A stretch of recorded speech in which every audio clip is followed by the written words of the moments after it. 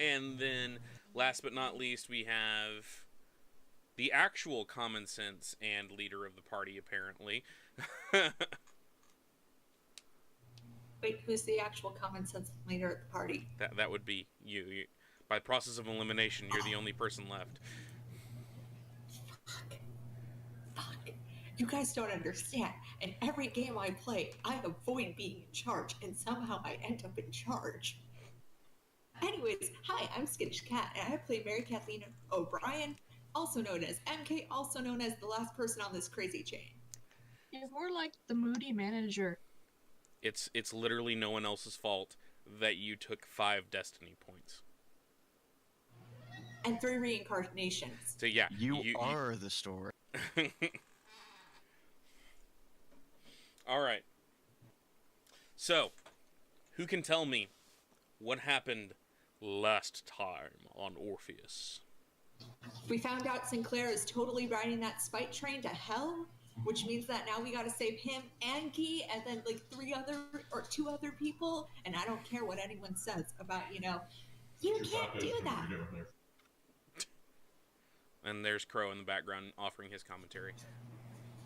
Yeah, no, Crow offering me tacos because he's the most amazing of the humans. Miss Mindy, thank you very much for those bits. Thank you. Go, Miss Mindy. So we did that. We talked to Radio Deadhead. We avoided having a fight with Radio Deadhead. We found out about the poppy field of death. Mm-hmm. Where, this is where the spite and the pigment is coming from. Because Sinclair was super about us destroying that thing. We're going to try to destroy the thing. All right. Good plan. How do you plan on going about doing it? Well, actually... By calling Kate first. We'll wait on that Not until by we actually experimenting with the random unlabeled containers in Sinclair's. Oh, we did learn about lab safety. and then Dahlia tries to hide. On the evil pigment nonsense. I mean, pigment is not lube. And we also, over a beaker, or what's it called, a Bunsen burner, because it melts the plastic. This is a fair statement.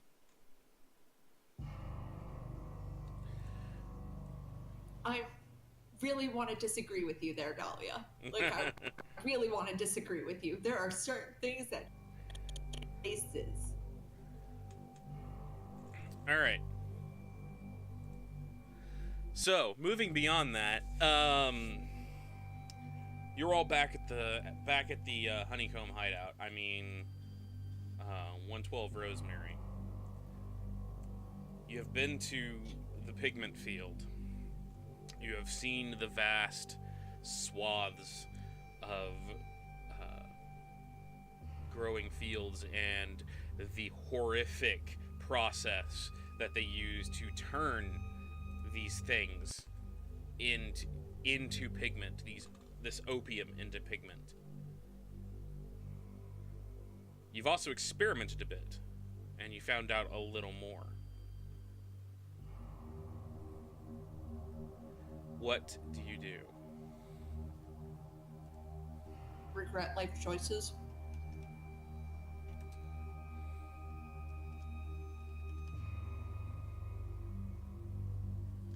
That's a good motion, and you should say that out loud, Warfox. Now, people were talking. I nominate we refer to the house henceforth as Harrison House. Do I let out and feed? Well, he really, really needed to go. If it wasn't for the fact I'm afraid of things coming in the house, I would just suggest we invest in a doggy door. Well, remember, the premises are warded to the nines. Yeah. Okay. I invest in us getting a doggy door. I would believe that Sinclair would have invested in one. He liked to take walks, so he didn't. So, all that aside, what do you do now? An automated food dispenser. I am resting because I had an adventure-filled day having to drive around a drone. Well, we should probably call Kate and meet up and come up with a battle plan.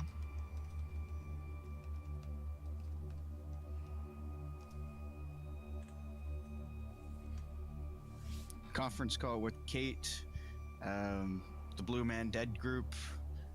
Maybe reach out to the Wooded Hippie group.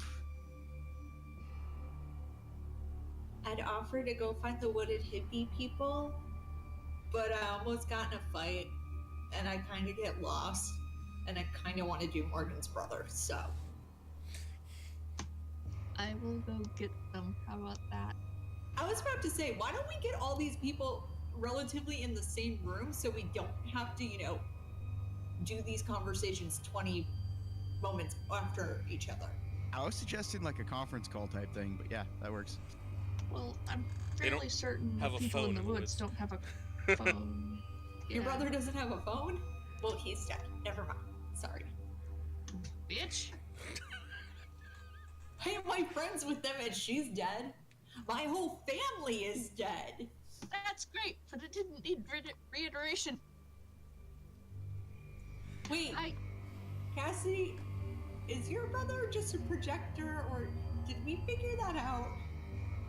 projecting. He's the only one in that group that still has a body. Which means that he probably has a phone.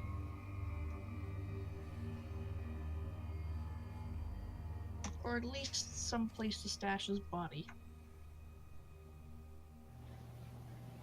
Okay, So which one of you MK's like, I got a way for him to stash his I- body. I will go get my brother's crucible and bring them here. As awkward as that's going to be. oh, okay. No, I want to be all up on that body. Not really. Not really. Not really. Not really. I think Wood Lady beat her to it anyway.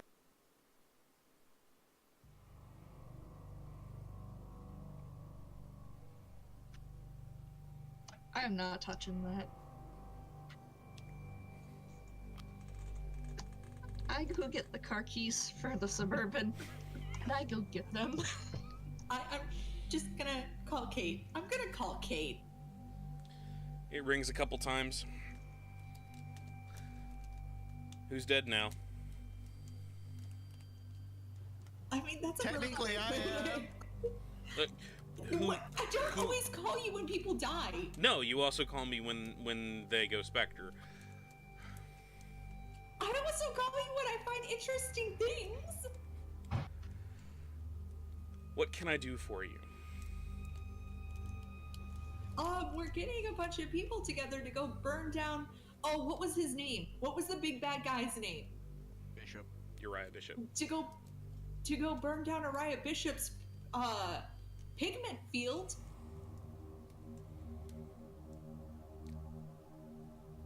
Slash Spectre Wait, Farm. what? Splash Spectre Farm. Wait, okay.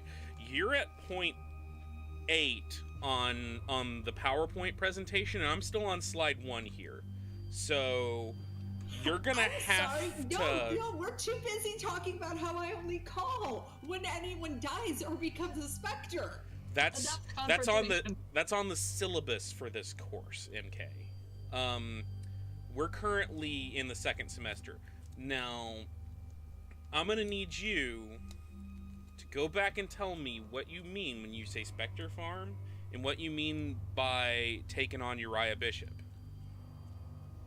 We're getting a bunch of people together at, well, now our house, guys, our house, to discuss the PowerPoint so we don't have to go over the PowerPoint 20 times. Okay, that's fair.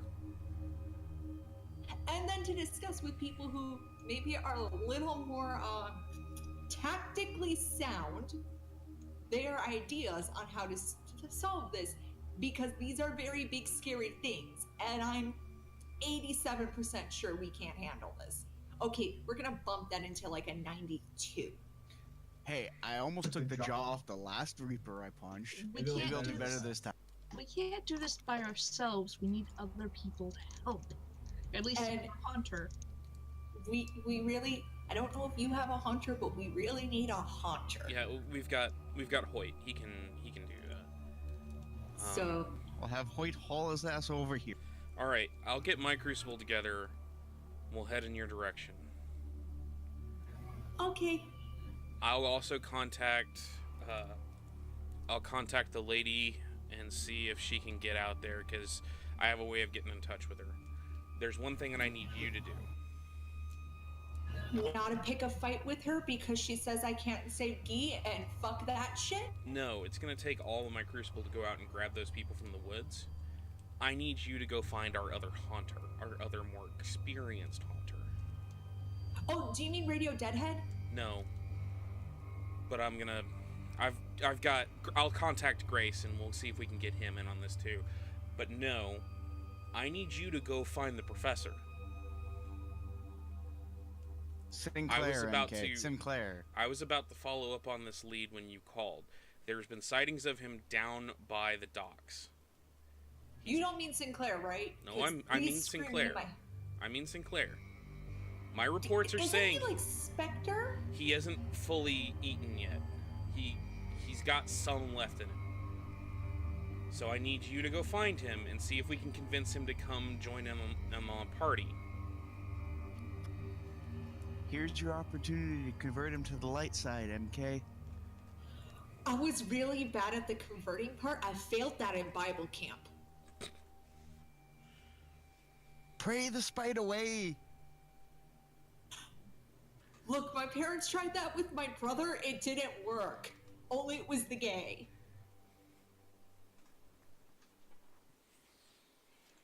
No, this is not. No. We will try. Where was the last known location? He has apparently a stomping ground down by the docks.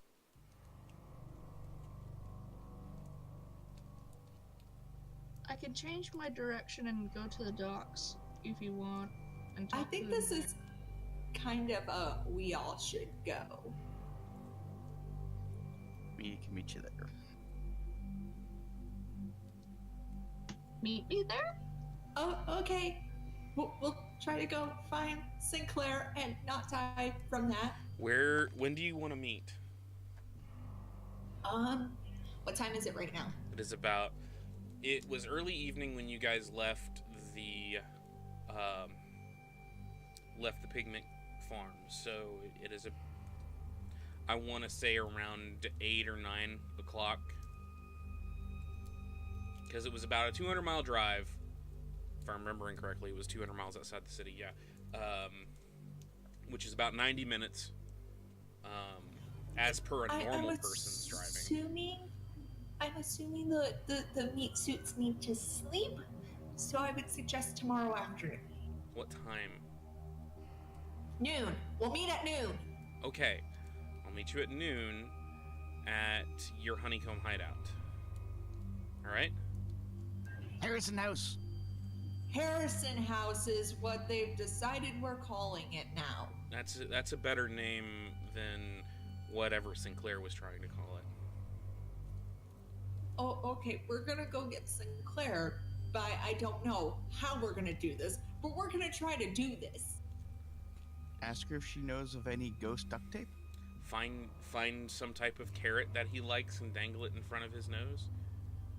Cassidy? Science? If you can Wait, find a wait, way Harrison. to science put yourself in a then lab yeah. coat, and then we can have, Cassidy and... Guys, shut up. I can't hear Kate when you're all talking in my head. Can you repeat that? They were talking really loudly in my brain. If, believe me, I understand. If you can find a way to science Cassidy or convince him to science Cassidy, because that seems to be what he's good at, I don't know. You guys have spent more time with Cassidy, Sinclair. you have to give him consent to science. On the phone, I just yelled this to Cassidy. Alright. I'm also going to go get Mitchner's old Crucible, because they're still active and around. They should be able to help out, and they've got another Haunter as well. So, Okay. we will meet you at noon. You'll meet us at noon, and then I'll do the terrible thing of trying to see the future and seeing how bad this goes. You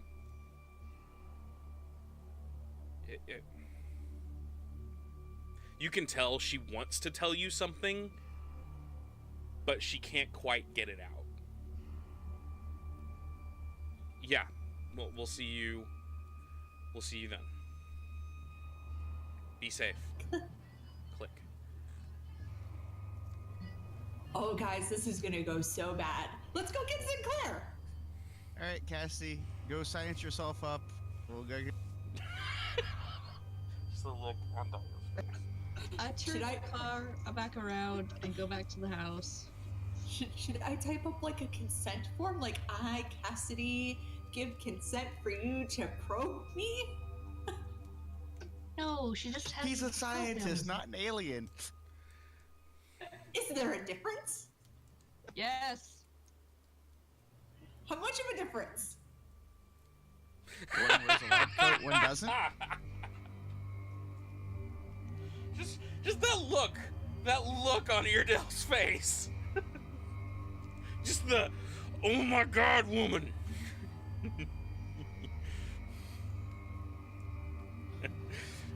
Look, we need to get, you are the emotional attachment. Dahlia, Cassidy's pimp's kind of dead. You're the emotional attachment for Sinclair. And let's be super real. Harrison's not working, so we're gonna go with option B. Cassidy? Let's bring Harrison as well. I'm not bringing my dog to possibly die. Your dog, it's his dog, damn it! To quote Sinclair, not anymore.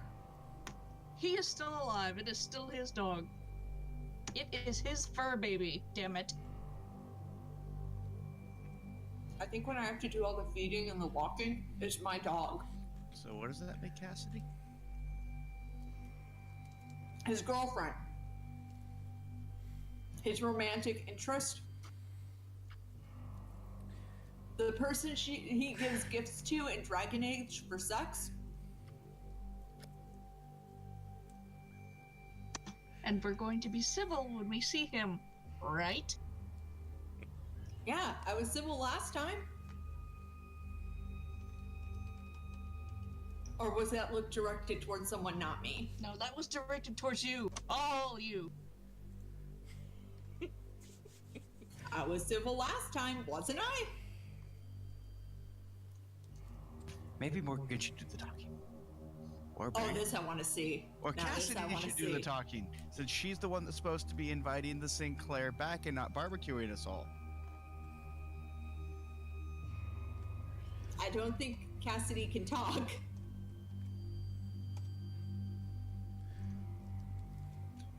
I think of a movie with a line, something about body language. This has been covered before. How often did that work for you there, Lee? Just curious. I didn't have these problems. When the fuck did you turn into such a sassy bitch? Side effect of spiked coffee? When it was voted, I'm in charge. No. All right, so you get back to the house. God, I miss Kate. How is everybody going? For those of you who have bodies. In the car. Because we should have the SUV. I'm leaving my body at home. Okay. Then I'll leave my body as well. All right. So So I guess we're taking my car. yeah, I was gonna say you should all fit in Lee's car then. No, Cassidy, you can't drive. And then Cassidy pouts. That pouty face. But you can have shotgun. as you are driving, you notice the same stuff that I was describing before on your way back from the Spectre farm. You notice that the Spectres are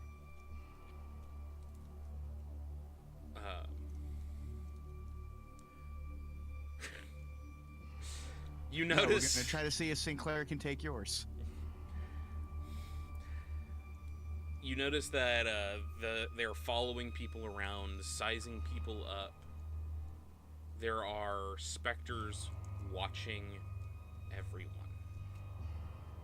They're not doing anything. They are watching everyone.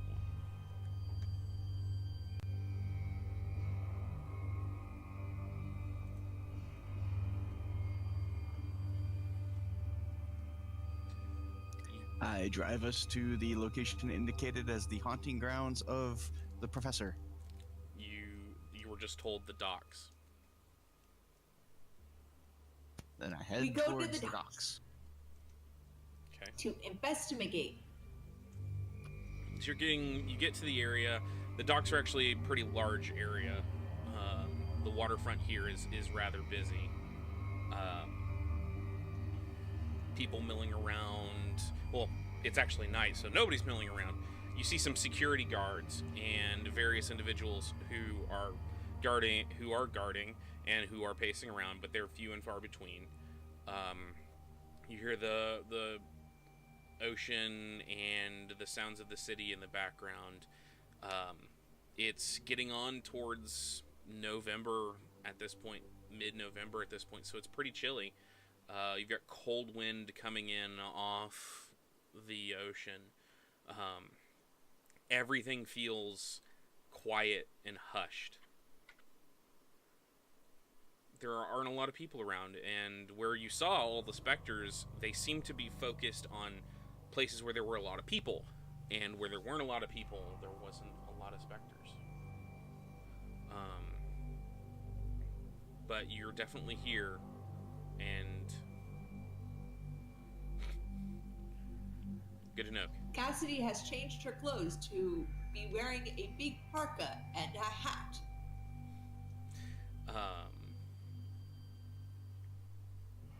So you're wandering around. Here you are. Let's speed things up a bit. You can sense, all of you can sense, a soft pinging. It's repeated like 0 or maybe a 1.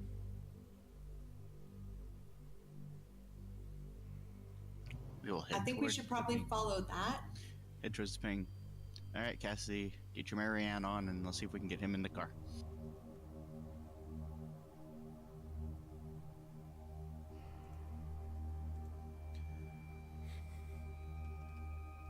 Yes, there are a lot of docks in this town.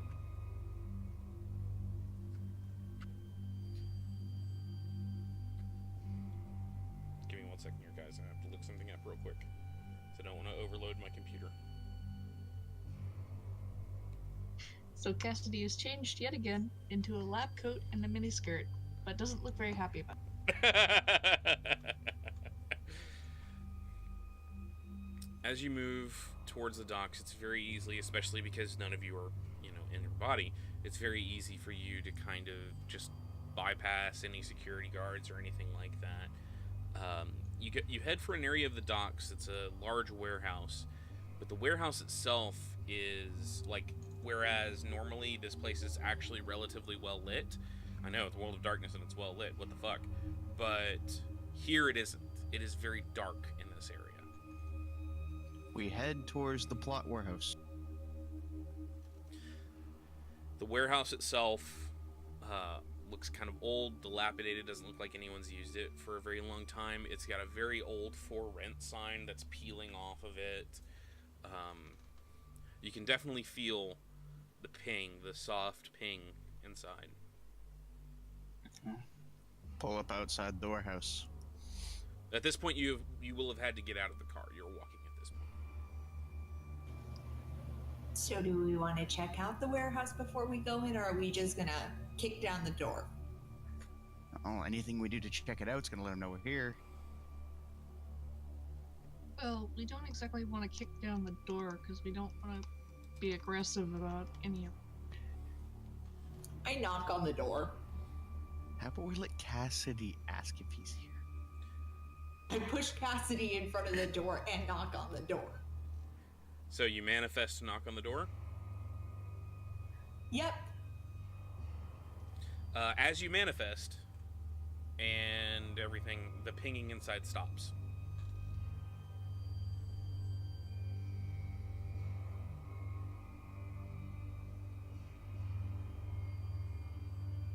I one dot manifest, knock on the door. That's it. The pinging has stopped.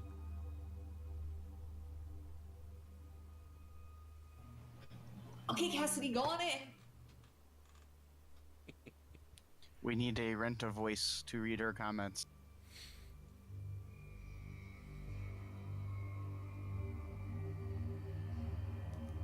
Cassie, is that what you actually say, or are you going to say something else when we...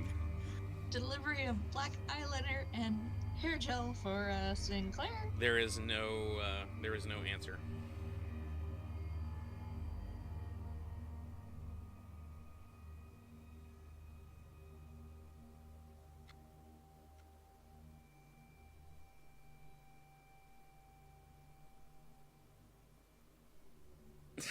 Delivery of scientific study specimen subject for Sinclair.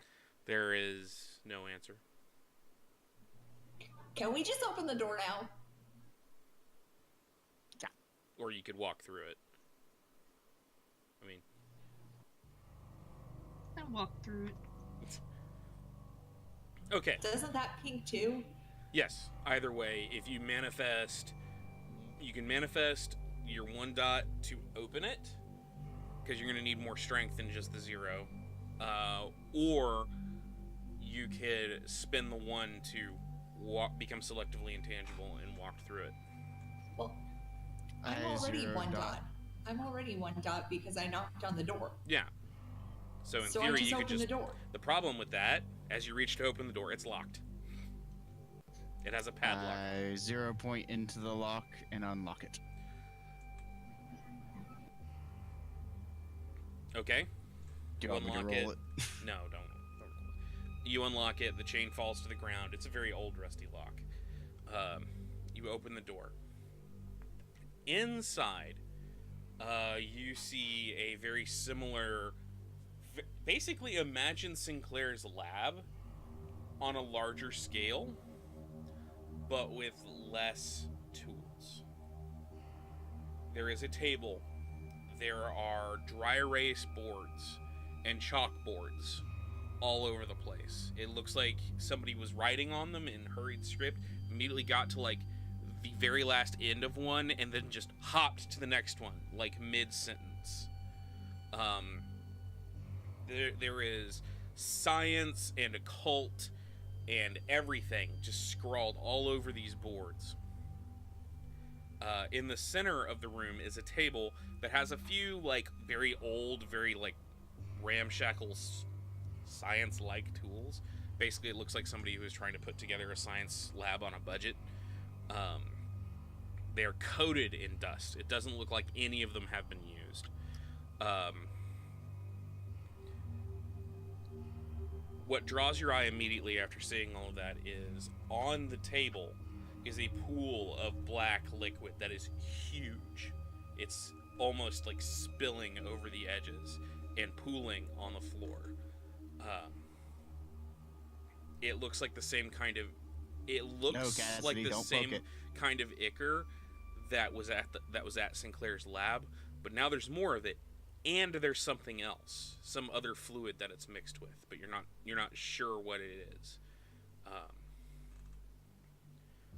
You see Sinclair standing on the other side of the table. His back is to the door, and we're gonna change songs because I picked this song specifically.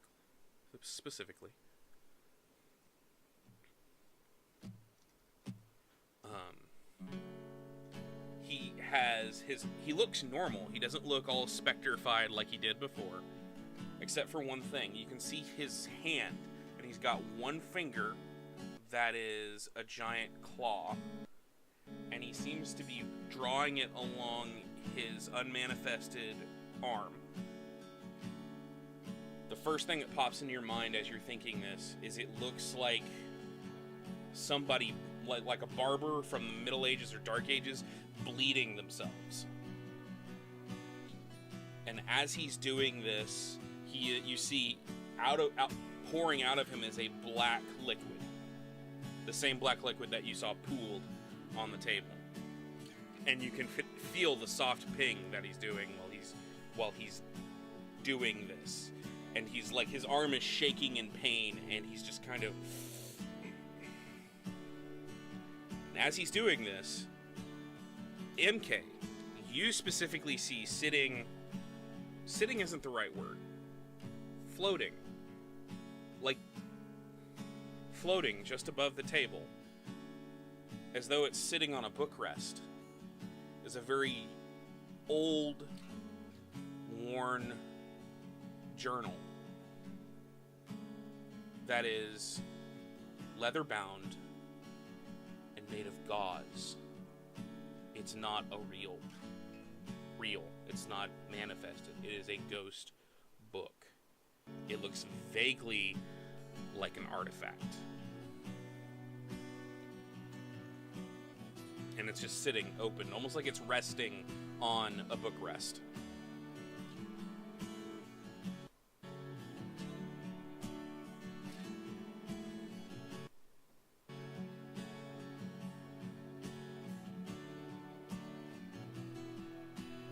So Cassidy tells that she's gonna erase if he doesn't talk to us.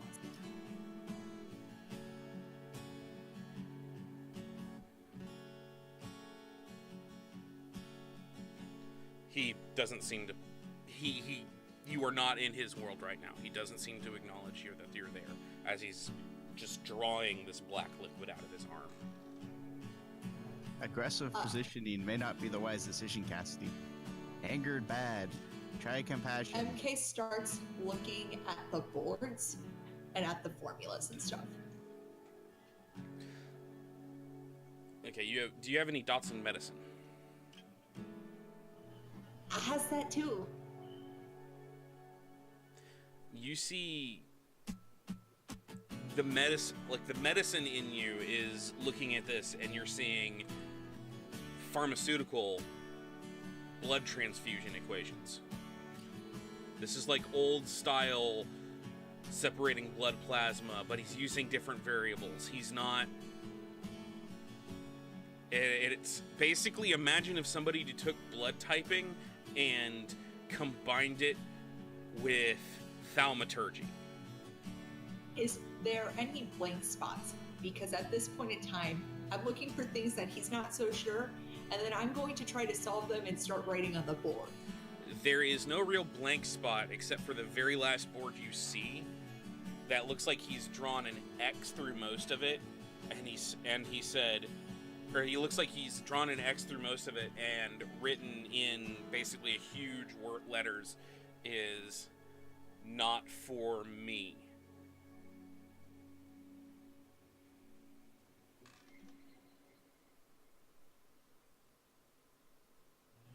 So who's it for, Sinclair? It restarted before that. All right. He is, again, you are not in his world.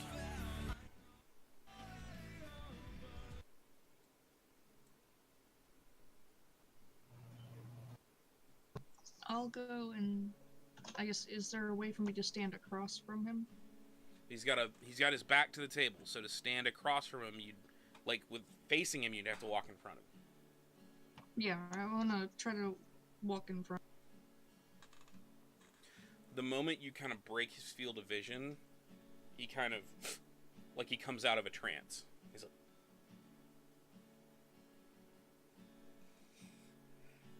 "What are you doing here?"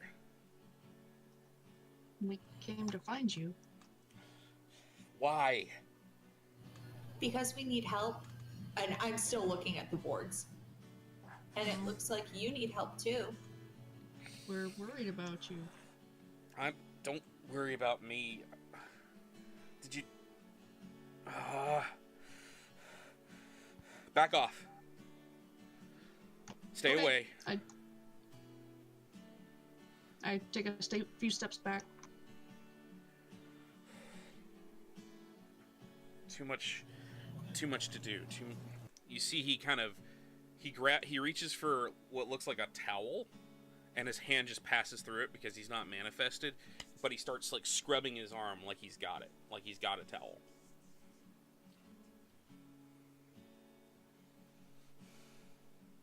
We looked into the place you told us, and we're planning to take.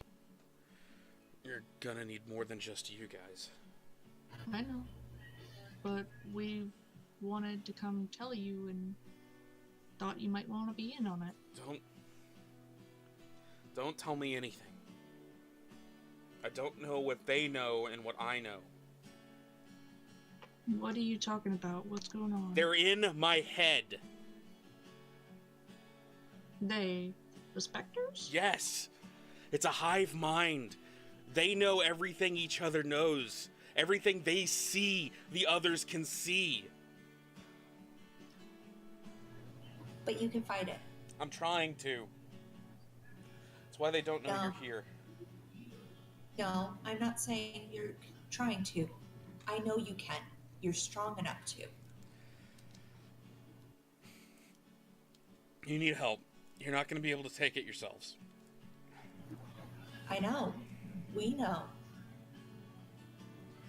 But you need help too, Sinclair. Not right now. I'd be more of a liability than anything else.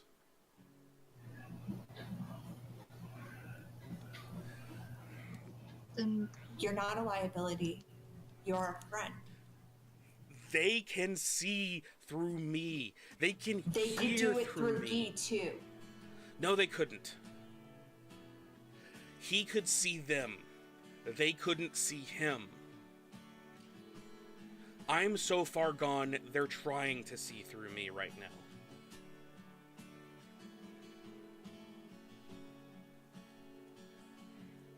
Look. Then, can you make us a promise? No, I can't make any promises right now. I don't want you to go any farther than you are right now until after we are done with burning that place to the ground. It's not the only one. Just the closest one to here. Well, at least for us to kill that one, and then come back and help you, because we don't want to lose you. There's more things that you should worry about than me. Yes. But we need your help with those things. There's only two ways that you end Sinclair. And I'd really like you not to be the white horse. I don't think there's any way to stop that now. Yes. Look, okay. There's always a choice. I will help you if I can. I can hear them. So if you start doing something, I'll know. And I'll do all that I can to help you. But right now, you're going to have to give me a chance to go do something really, really, really, really dumb. Only if you let some of us come with you. You can't. Believe me. Please, if you've never trusted me about anything else, trust me about this one thing. I need to go do this. Sinclair, I've trusted you with my life. If you say you need to do this, fine.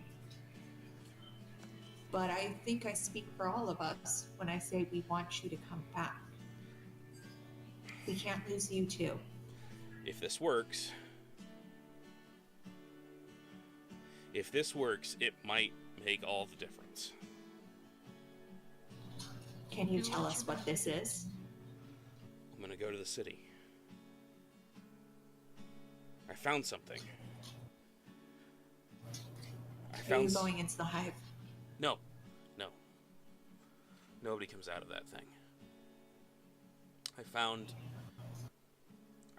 a way, not a good way, but a way to get in and out. It's hard to do. And I'm trying to perfect the science on that. Let me help you. Not yet. Soon. Soon. But not yet.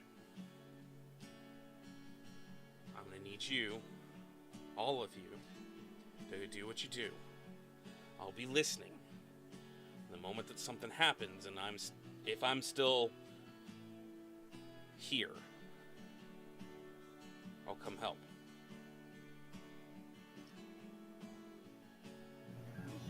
No if. I can't guarantee they won't find me. If they find me over there ain't no coming back from that.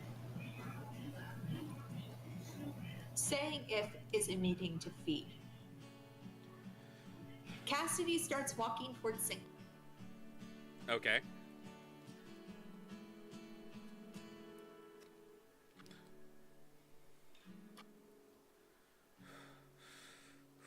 One sec, guys. We're waiting to see what Dahlia's gonna do next.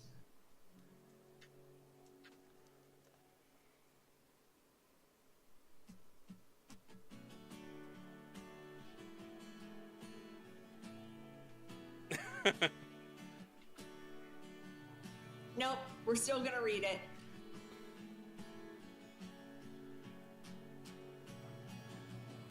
Cassidy walks very awkwardly with arms open, but not making eye contact because she's awkward. Sinclair is literally looking at you like, what?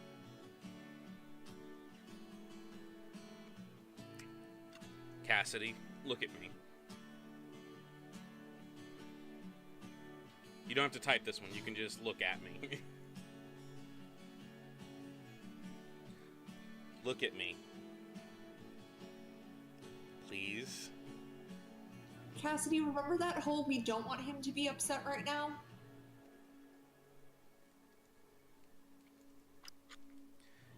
No. If you're gonna... Fine, then I'll just say this to the top of your head. If you're gonna hug me, don't pull a Voldemort.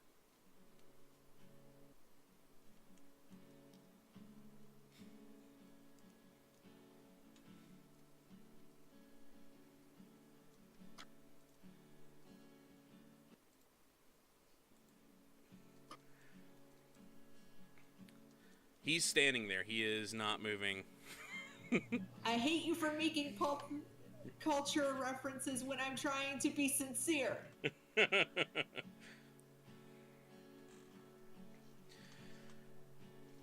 He just stands there. You can, once you've gotten close enough to him, you can actually feel, as one living person can do to another, you can feel like just waves of pain rolling off of him. Like, he looks and almost feels like he is in pain.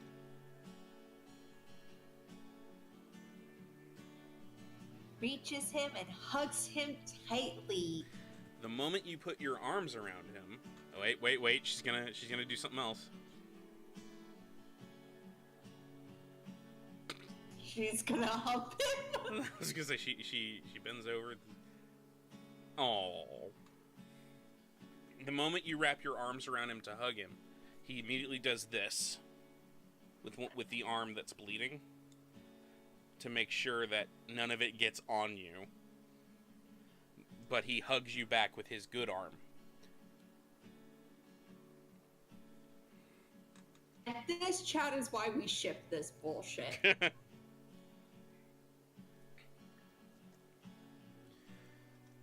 He says something very quiet.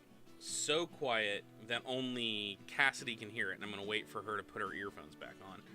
I was about to say, doesn't that mean we can all hear it? Technically, yes. But he says it, but it's directed at Cassidy, but yes, all of you can hear it. As you hear him say, I'll come back one more time. No guarantees after that.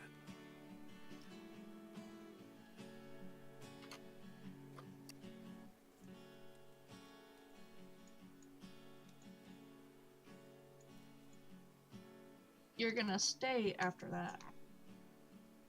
That's what she says. No guarantees. Yes, he says, I'll bubble boy you if I have to. I didn't think I looked too much like Tom Cruise.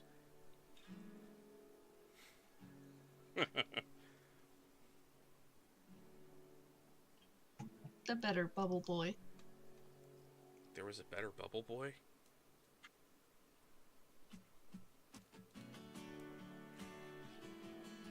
The comedy was better, and you know it.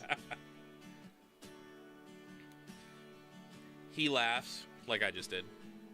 And then he kisses the top of Cassidy's forehead. And says, now, I've got to go. If I don't go now, I'm not going to be able to make it. I'll be there when you need me. She lets go of him reluctantly. Be safe, all of you. Tell Kate. This is like he turns to walk away. It's a straight up anime moment right here. Tell Kate. Tell Kate that I'm sorry. And then he turns into electricity and you see him jump into a wall socket. I know, Agami, right? Right! Oh no! You ain't seen nothing yet. Oh, fuck. Nah, I got multiple sad songs in the queue right now. I'm just letting you guys know. Shit popping off tonight. Guys, let's be... It's a season finale. Someone gonna die.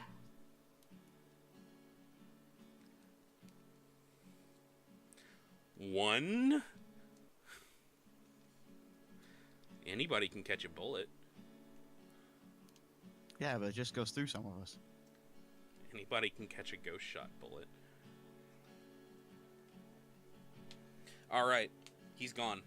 And yes, for the record, all of you felt him ping.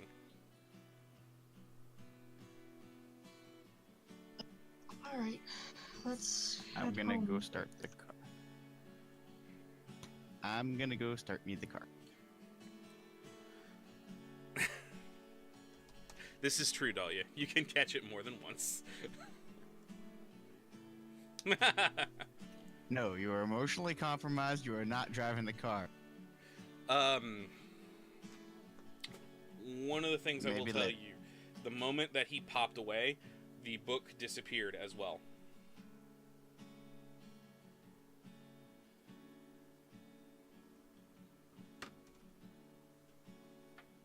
Like an artifact would. Okay. And I'll wait for MK to get back to tell that again. The ride back, Agami, if you can dodge a specter, then you can dodge a ball.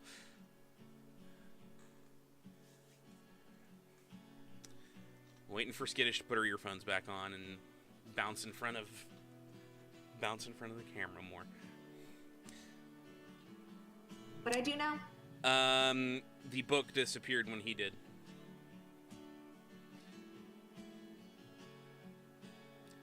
Cassidy says, we gonna talk about the Necronomicon BS that just followed. The man lives by the journal.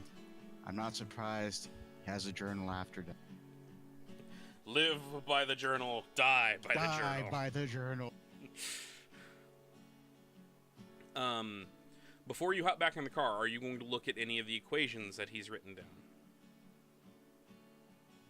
I mean, I have eidetic memory, so yes. Okay, you will be able to remember all of these. Basically, he looks like... roll me a intelligence occult roll. Cassidy, he didn't say it because it's not that time yet. This is just a slight pause. Can And also, I make the book that didn't roll have a... too? Yes, anybody who's looking at the boards may do so. Squiggles mean nothing to me. The book didn't have a face on it, though. It was just featureless. The Necronomicon passed its stealth check. Never mind. Lol. Wow. Oh, damn. Nah, I'm not gonna do a Destiny. Stupid computer. Say that again for me, MK. I'm not doing a Destiny. Tonight's way too big of a night. Fair enough. But you have them memorized because you have eidetic memory, so you can go back and try again if you want to.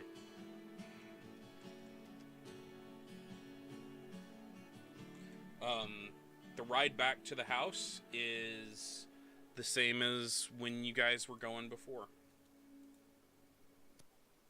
I put a sad song on the radio as we drive back.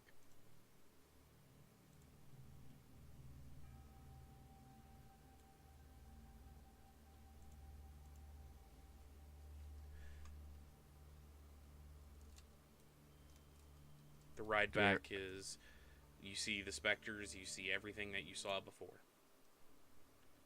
When you get back, Harrison looks at you expectantly, and then gets sad puppy dog face when he realizes no one else is coming in with you.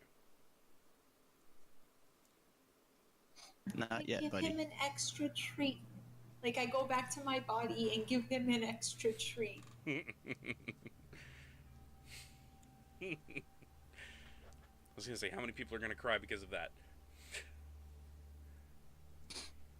I'm gonna put the TV on just as background noise and lay down on the couch because day. I'm gonna go get back in my body and start cleaning guns because we're gonna need them tomorrow. It's fair. I'm gonna take a shower and go to bed because it sounds like tonight's a night I should actually sleep. Whoa! Whoa, who are you and what have you done with MK? Then we ran out of coffee. Does someone want to do a grocery run for her? Because holy shit, we're probably gonna need that tomorrow. Oh, before I You're go to the bed, only one that can pick up the groceries, literally.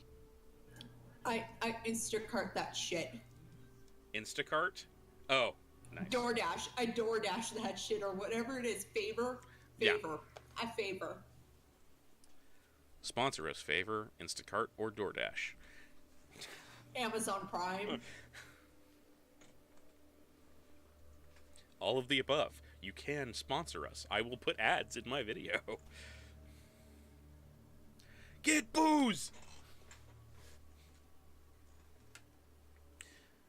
I misheard that to get boobs, and I'm like, I know, they're real nice, aren't they, tonight? Don't shake your head. You know they're nice. Stealing everyone's views. So, Cassidy manifests and pours a large glass of amaretto and Diet Coke. nice.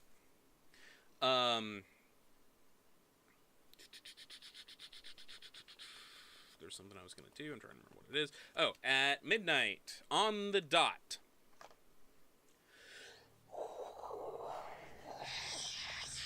Radio Free Death. Coming in to you live. Big fight coming.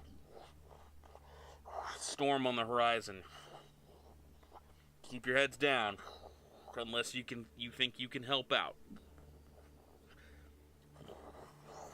There's a place south of town. If you can make it there tomorrow, be there and make your voice heard.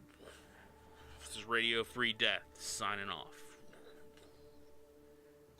Did we just get a shout out to get more troops? Yes. Yes, we did. And that's probably the clearest we've ever heard him. Go Deadhead. He was pushing himself to make sure he was heard.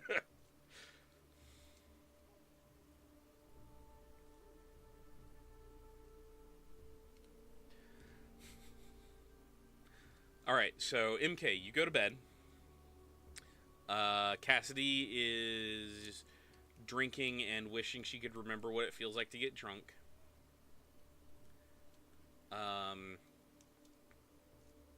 Let's see. What? And okay, so and Morgan is cleaning her guns. And The radio was on, by the way. good to know. Just like last time, turn the radio on, turn the radio up, and someone is singing your song. Lovers in love while the others run away. I have literally had that song stuck in my head since last week. I'm sorry. No, it's a good song. It's okay. I'm not. And Warfox, what are you doing this entire time? I am resting on the couch because I need to recharge.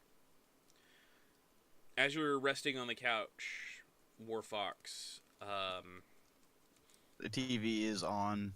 Kind of has the news so I can hear what's going on. you see a chat bubble pop up on the computer. The screen name is RFD. Time?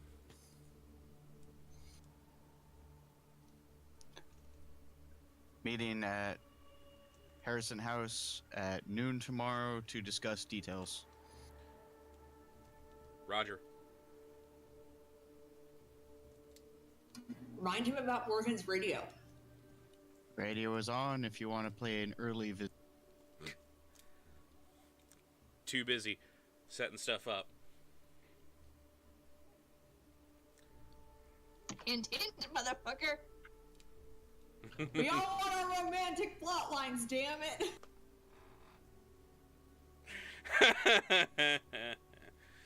Oh, I love you guys. I love you guys so much. And you're gonna hate me when tonight's over. Wait, we're starting when tonight's over? Sorry, that was mean. Yes, it It was. just started. Dahlia is definitely hating me right now. So, damn it, you guys. Okay, I'll tell you guys later. Something I forgot to do with that scene, but oh well.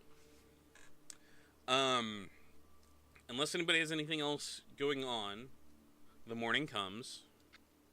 When the morning comes. I've just got music on. But none of us. Not yet. Apparently. Yes, Agami. Yes, I do. So, the morning comes, and unless anybody does any manual stimulus, no, they don't. I let the grocery. I bring the. I open the door for the grocery guy to put them inside when he shows up. Okay. Does anybody do anything for the morning? Or do we want to go ahead and jump to Copy. when people show Usual up? morning bullshit. Packing backpacks full of ammo. All right. So, Should I make more coffee for our guests? Have it available. I'll make spiked coffee for people around like 11:30. okay. Around about 11:45, there is a ping from the radio in Morgan's room, and you guys see Terrence and Grace Ishida show up. What that radio is for? What? He brought a friend, so what? It was the easiest way to get in. Anybody else here yet? No. Y'all first. Anyone want coffee? They kind of both look at you. Believe me. I'm being hospitable. Yeah, I know. And it's not a look of really, it's a look of, man, we wish. It's my special brew. Don't feel like manifesting for it right now. Here you go, Morgan. Pour Morgan up like a huge cup of it. Alright. Continues drinking amaretto. Drinks amaretto with malicious intent. About 5 minutes after that, there's a knock on the front door.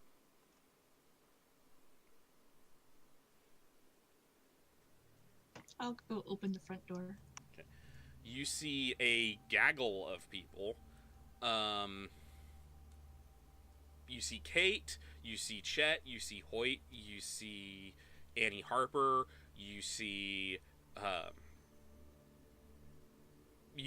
basically everyone you are expecting at the front door. Did y'all get a group rate? We all came in like 2 cars. All right. Anyone with bodies want coffee? Well, first, we need you to invite us in. Oh, Come on in, guys. Okay. Drink Wait. coffee at own risk. Everybody just kind of piles in, and you've got Mitchner's old Crucible, who you guys have met in passing. You've got Kate's Crucible there, which is about 4 or 5 people, and then you've got the lady herself walks in with various and sundry family members in tow. he looks so out of place here. Morgan, your brother like looks around. Jesus, you stepped up in the world. Do you own this Hey, place? Well, I don't know who exactly owns it right now, but I need someone with a I body. think technically the dog owns. I need someone with a body to help me carry up the chalkboard or the dry erase board in the basement.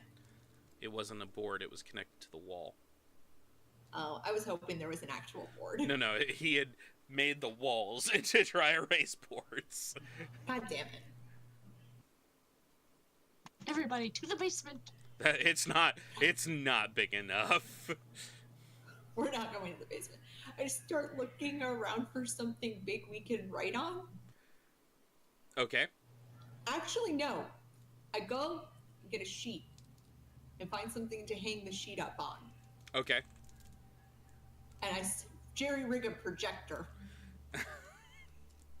Okay. While she's doing all this, I just shake my head. I manifest. I plug the computer into the TV. Oh, that works too. All right. Look, I got to sleep for the first time in like 4 days last night. Okay? Hey, that ain't bad. You don't know how to function on sleep. I really don't. You see Grace is standing over here, and Grace Ishida is standing over here. She's just like, yeah, I didn't know how much I missed it until, Luckily, I can experience it whenever I want, so there's that. Which is super cool. What you can do is super cool. Right. I'm a little jealous, and I can see the future. That's fair. Speaking of the future, MK, I believe you have a PowerPoint presentation for this. They all kind of grab various seats and are just kind of like, all eyes are on you, MK. Good afternoon. Good afternoon, ladies and gentlemen. And I actually pull up a PowerPoint. Okay. This afternoon, we will be discussing our battle plans for point to the sketch that I've done of Uriah Bishop, this jackass, and his poppy field. Is it all poppy, or is it marijuana? Like what kind of plants are they growing there? Pull up, One's covered in bad ichor. Well, it really doesn't matter what it is, because at this point in time, they have specters fighting to the death and covering it in ichor. really? Just kind of rending each other apart. This causes a stir. People are talking amongst themselves. They're like, well, it makes sense. I mean, We did a flyby and confirmed. you see... Pull up sketch of the gatekeeper, the Reaper who was there. Mhm. This looks to be their overseer. He looks kind of like Grim. Yeah, that looks like Grim. He's one of the older Reapers. Been in town for quite a while. Orpheus had a file on him before the place blew up. With that said, as soon as we attack them, They will know we are there, and they will probably call for reinforcements. Does anybody know if did they find you guys yesterday at all? No, they did not. So they don't know we're coming, so we have surprise. Correct. Granted, once we hit, we must hit hard, because as soon as we hit, every Spectre in the city knows we're there.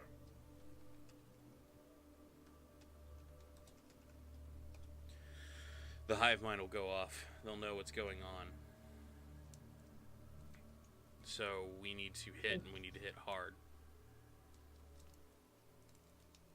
While screaming at this, banshee wails seem to weaken it slightly. The thing that really fucks this shit up is what was the power you have? Witch's Nimbus, fire. Is Witch's Nimbus.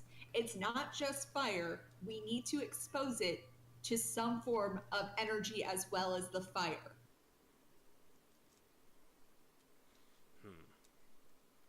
So, this was something that I think that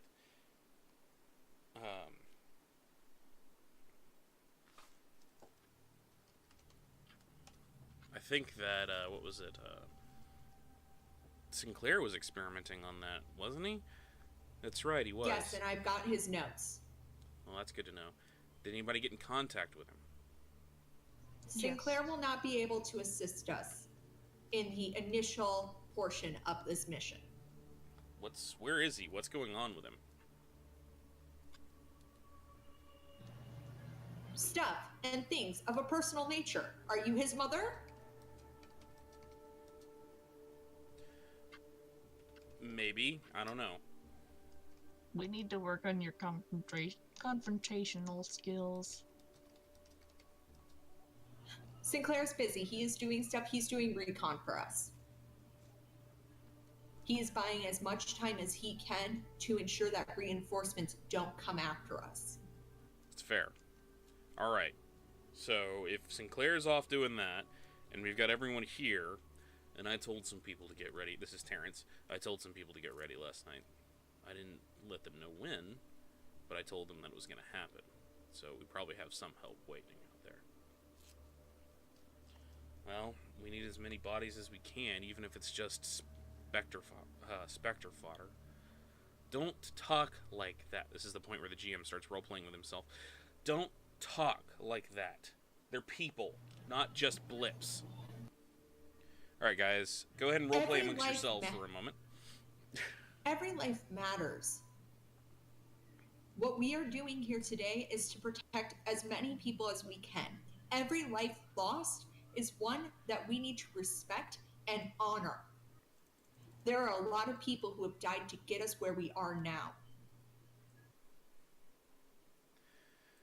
So for those of you watching at home, we were having technical difficulties, so just bear with us. It all broke. We're doing what we can right now. We'll just keep things Evan, the way they do we are. want to do a break? We're about a little over an hour in. We can't break Easy right now time. because if we do take a break, that means that I have to switch over to another screen, and I can't mess with the screen that we're on. Well, I was about to say, Fair enough. what if... Okay. So we keep role-playing with yourselves, guys. Yes, just keep It's role like playing with yourselves. masturbation, only, you don't do that on a camera on this site. On this site, that's the important part. Yeah. I'm not going to shame anyone. If that's what you want to do, you do you, boo. So, what kind of a strategy do we have so far? At this point in time, I suggest that we find people who are leaders. Like, have different groups and leaders of those groups? Yes. Well, definitely the haunters definitely need to get out into hit those fields and try to Demonetize. as much of that crap as we can. But A other group- than that, If you're good at crowd control, we have people with crowd control. If you can, take a few blows and handle your shit. At this point, Chet speaks up, and he's like, "No, we can take care of the fields later. The moment we secure the position, that's when we can worry about the fields. What we need to worry about first is the specters and whichever other humans are there helping them. You have a point. They're gonna have ghost rounds. Are you sure of that? We suspect that We suspect, and let's be real, I wouldn't put past the big scary guy who everyone's terrified of. So, when we were there scouting, we had a truck drive past us that had an old Terrell and Squib logo, like, marked out of it. And, yeah, I wouldn't put it past them to have a ghost round. Well, that's great. just adds another complication that we deal with. Well, then here's... Who's going to be going toe-to-toe with Mr. Grimm? Well, That's going to be a hell of a roadblock. I can... Kate's Crucible speaks up, we can take care of it, or... we can also ask for... we can also see... What about your Crucible? He turns to Hossinger, who is... This is Mitchner's old Crucible. What about you guys? We're better on crowd control... Sorry, let me get into Hossinger's voice. We're better on crowd control more than anything else. If this place has got a whole bunch of specters there, there'll probably be a handful of chupacabras, maybe some lost boys. All of the above. Any of the swarm Some types. we haven't even seen. That's... If you guys can give me a distraction, I can definitely put a dent into that Grimm. It's just, I need to get close. It's fair. Alright, so here's what I think. This is Chat speaking. Here's what I think we need to do. We'll have my Crucible. We will run interference. And Hossinger's Crucible will run with them. Terrence, you and the lady, because she's the oldest and heaviest hitter we have, she kind of nods. Your Crucibles will go for Grimm himself. Try to carve a path. Take out anything in your way. I want you guys, he turns to your group, you guys will follow him up. Alright? Basically, I want you to follow behind him. If they can't, or if they get pulled off for one reason or another, then you guys need to take the forefront of that. Because you guys are some of the best we've got, as far as anyone knows. That is terrifying. I want you all to know, that is terrifying. And here I was going to suggest that, Morgan go blow up a building with the people in it. We've talked to some of the other Crucibles in the area who weren't able to make it here. I believe that if we drop at least some word to them, they can help us with the more fleshy enemies. The ones who might have guns.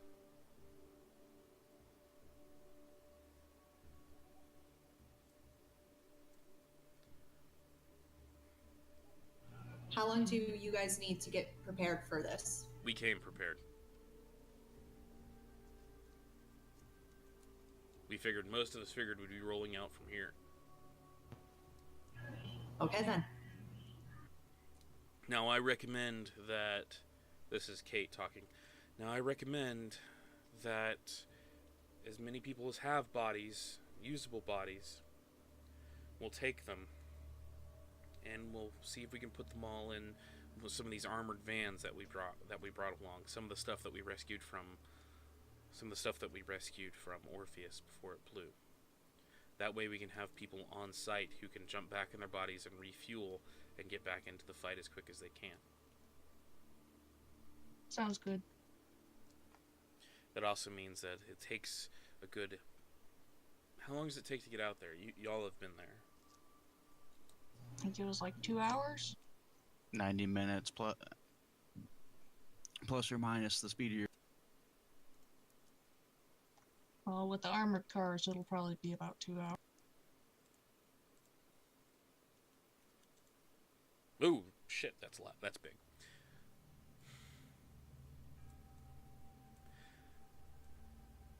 Alright. When do we want to leave? Do we want to leave more like towards dusk? That way they can't see us really coming. Big group this big isn't going to be subtle. Well, if we're all topped off to full, and we're all driving there, then the specters won't be able to tell that we're anything other than human. As far as I know, unless somebody's been able to tip off the mortals at the site, then as far as I know, they won't know we're either. Okay. They won't expect us to attack during the day. Okay. So we load up and go from here. If there's any last minute things you need to do, now's the time, people. Want to write a letter home? I don't know. Lose your virginity because you're probably gonna die tonight. I'm not the virgin. I know. I'm not saying this as a character, but you do realize that, if you are, I forgot to make my own camera. You do realize that, we could totally have you just survive no matter what, because, you're the virgin. Oh no, this is one of, as MK goes to drink her coffee, not want to die a virgin. Sips coffee.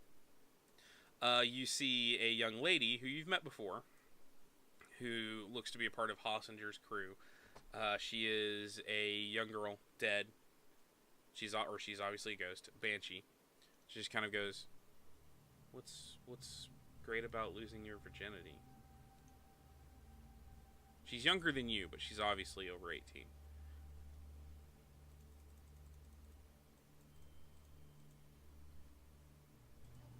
And Kate, I need to talk to you real fast. Okay. Kate gets up and walks over. What's going on? I take Harrison outside into the backyard with Kate so that we're not all in the same room while I do this conversation. What's going on? I have a message for you, and you're not gonna like this message. All right. What's the message? I'm sorry. Okay, who said it? Sinclair. What exactly happened? I'll tell you if you tell me why you hesitated on the phone. Have you foreboded recently?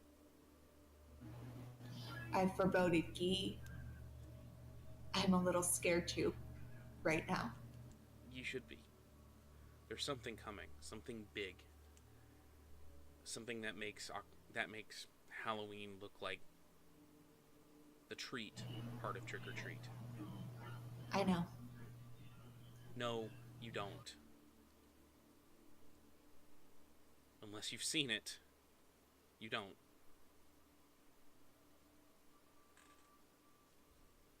I can assume something bad's coming because I know some of the name of the players.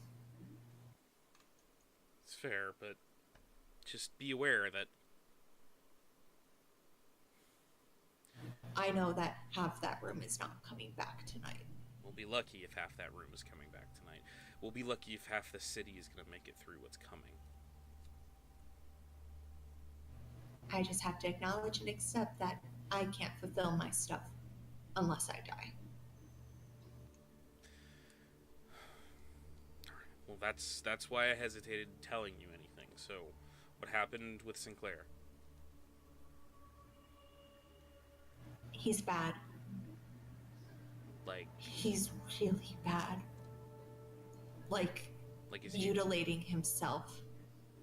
eaten? Is he shadow eaten? Not yet, but he's close. And the reason he's not here with us this evening or this afternoon is because they can see through him now. Tom had the same problem. Did he tell you that? He couldn't talk to you because he didn't want to give away any information? Yes. It means he cares about you, at least. And that's appreciated, but I think if we see Sinclair tonight, it may be the last time we see Sinclair for a while. Until we figure out how to save him and Guy. You see Kate kind of turns away and just takes a couple steps away and is just like looking out, like at nothing.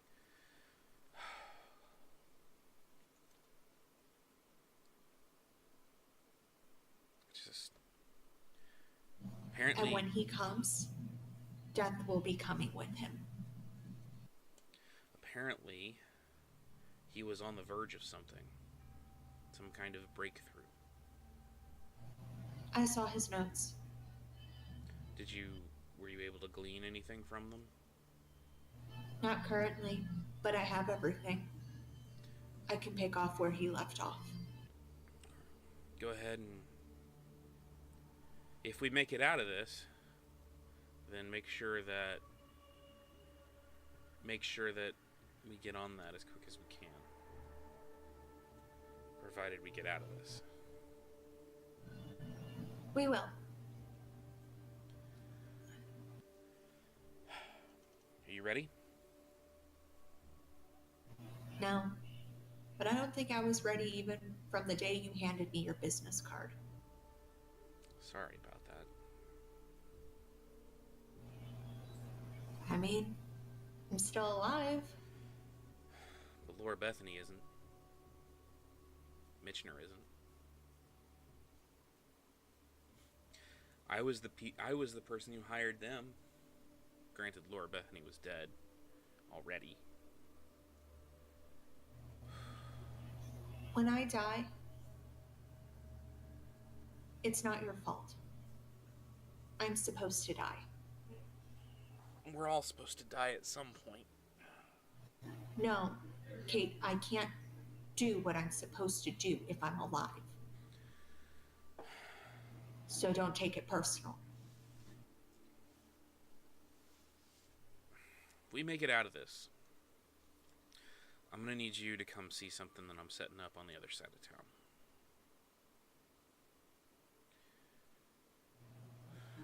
I'm putting some things together.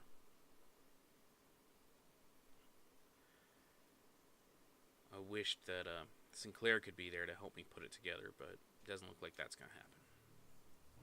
But he will be, in a way.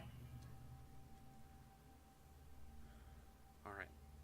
Are you ready for this? I've already asked you that. We should get back with the others. Yeah. Get things going. Harrison, come on. He's loving the fact that there's so many people in his house. The one happiness of tonight, guys. The dog. Yes. All right.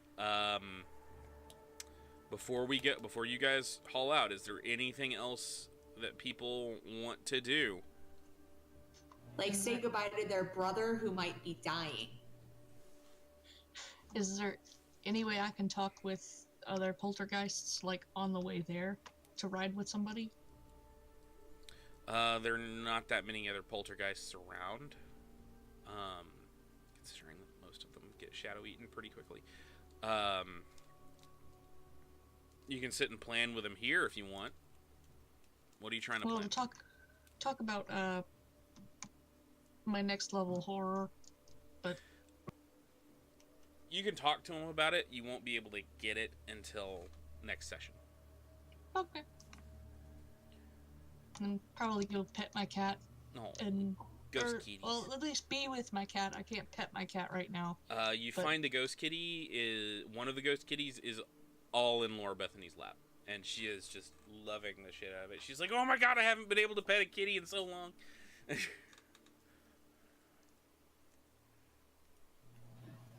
There was one more person I wanted to talk to before we leave. Mm-hmm. And Turn to Morgan's brother. what was his name again? Sean. I turned to Sean. You're really hot, and if we die tonight, I just want to let you know you're really hot. Oh. I'm gonna go drink more coffee now. Okay. That was... He kind of turns and looks at the other people in his crucible, and they're having that conversation, you know, the conversation that you guys have when you go into your hive. It's like going back and forth, just, you know, just giving each other shit.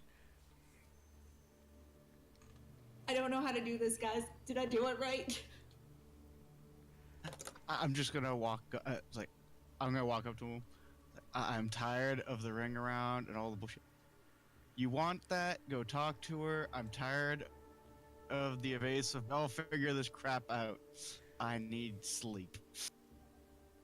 I'm gonna go talk. Actually, ask Cassidy what we talked about before. What did you guys talk about? Can you drop me off and get clear before I cause a bonfire?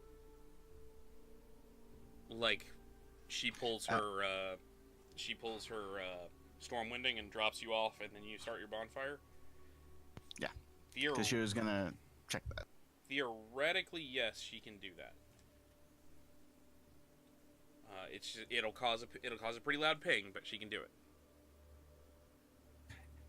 At that point, pinging's the least of our worries. Just keep in mind that also means that people can't get close to you if you go bonfire. If you needed them to, you guys can share vitality through like any distance. But if any other crucible wanted to share any other ghost wanted to share vitality with you, they have to come up and touch you. So you would basically be stuck to just your crucible sharing vitality with you. Right. Specifically, I'm thinking, I'm plotting. I've tangled with these with Reapers before. I don't want to give it a chance to hit me before I get close. Fair. One last thing before we all go. Mm-hmm. Everybody with a body who's going, I meet up with and give them some kind of gun and ammunition. Okay. We currently have a duffel bag full of firearms and ghost shot. Right. I will keep the shotgun and the sniper rifle on me, though. Okay. Sniper rifle with the fucking ghost shot. Fuck yes. All right. Anything else? Somebody else? I don't want it. I don't know how to use it. I just shoot myself. Okay, fine. I'll take your share. Anything else anybody else is doing before you guys leave? Coffee. Lots of coffee. All the coffee. I said my thing. I did the awkward. Do the awkward. I helped with the awkward. All right, guys. So we're going to go ahead, and we've been going for about an hour and a half now. We're going to go ahead, and we're going to take a break, and we're going to come back. And about, let's see, it is 9:35 right now. In about, let's say 9:45, we'll come back. They have all the guns and ammunition. They have plot guns and ammunition. Kind of like, MK has that armor thing. We have plot guns and ammo, but no plot armor. Yeah. We kind of have plot armor. Just a little. We broke up a assault and raid early in the campaign, and our response to all the dead people was, these mercs don't need their toys, let's take everything. Pretty much. But we're gonna take about a 10-minute break, come back at 9:46. Alright, guys? Alright. When we do that, we will start up the big fight.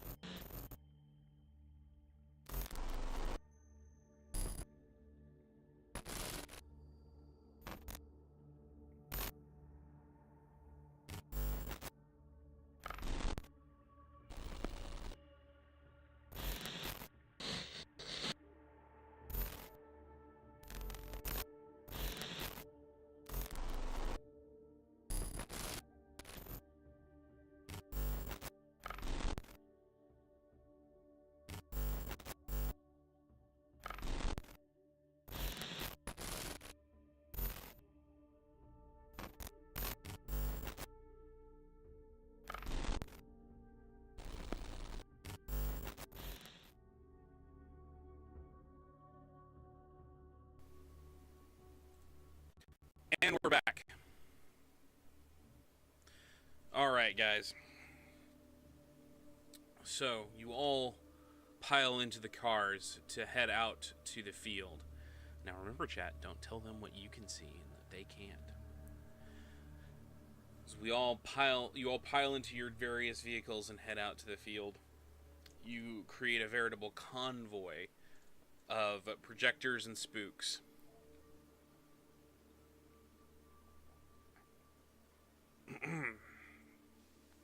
The ride goes pretty much the way you would think. It's almost the same cookie cutter as it was before, with the specters definitely concentrating on the human population. Again, they're not doing anything. They're just watching, which is almost more unnerving. Somebody say something so I make sure my mic's working, or everything. You're fine. Something. Boo. Okay, I can hear you. All right. You left out a BS on that. Get it? Boo BS? Boogies. Yeah, I am. The ride is rather uneventful until you come to the turnoff that leads to the encounter. As you guys are getting closer and closer, though, you begin to feel it. You begin to feel pings. There is already a fight going on. God damn it, Sinclair jumped the gun, didn't he?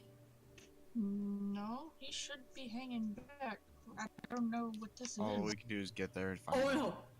no! MK looks at Morgan like Sinclair held back. That's totally what he did. Well, he told us he was going somewhere else. Let's get there and see who the hell's fighting who. I start leaving my body. Okay. All the cars pull up. And we're going to change the music to something more action-y.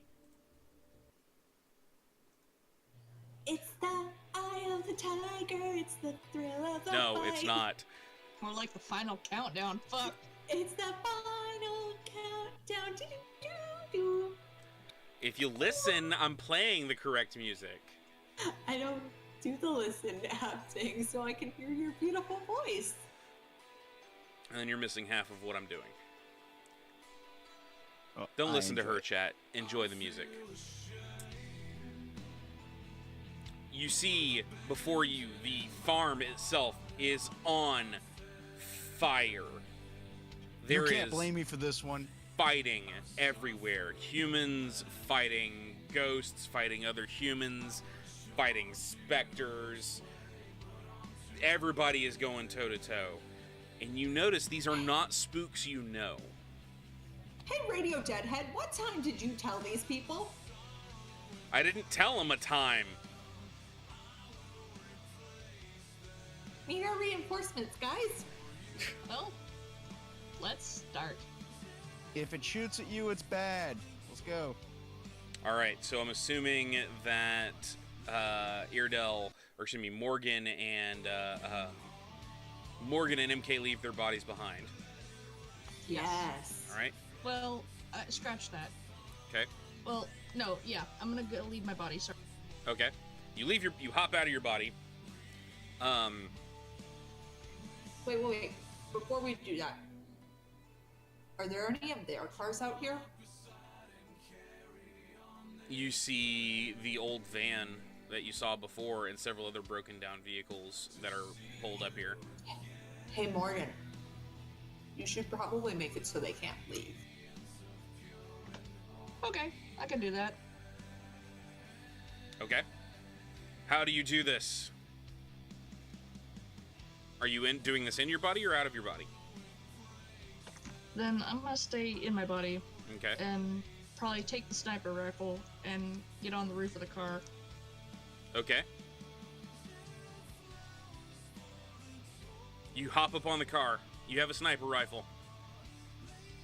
I'm gonna lay down on the roof of the car and I'm gonna shoot the wheels out of the car, the Terrell and Squib. Okay. Roll dexterity firearms. It's not a moving target, This is literally just to make sure you don't fuck up.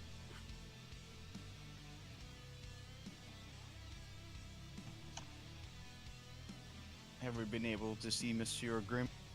Oh yeah, there is a Reaper out there fighting. One sec, guys. My camera's acting up. Yeah, I noticed that.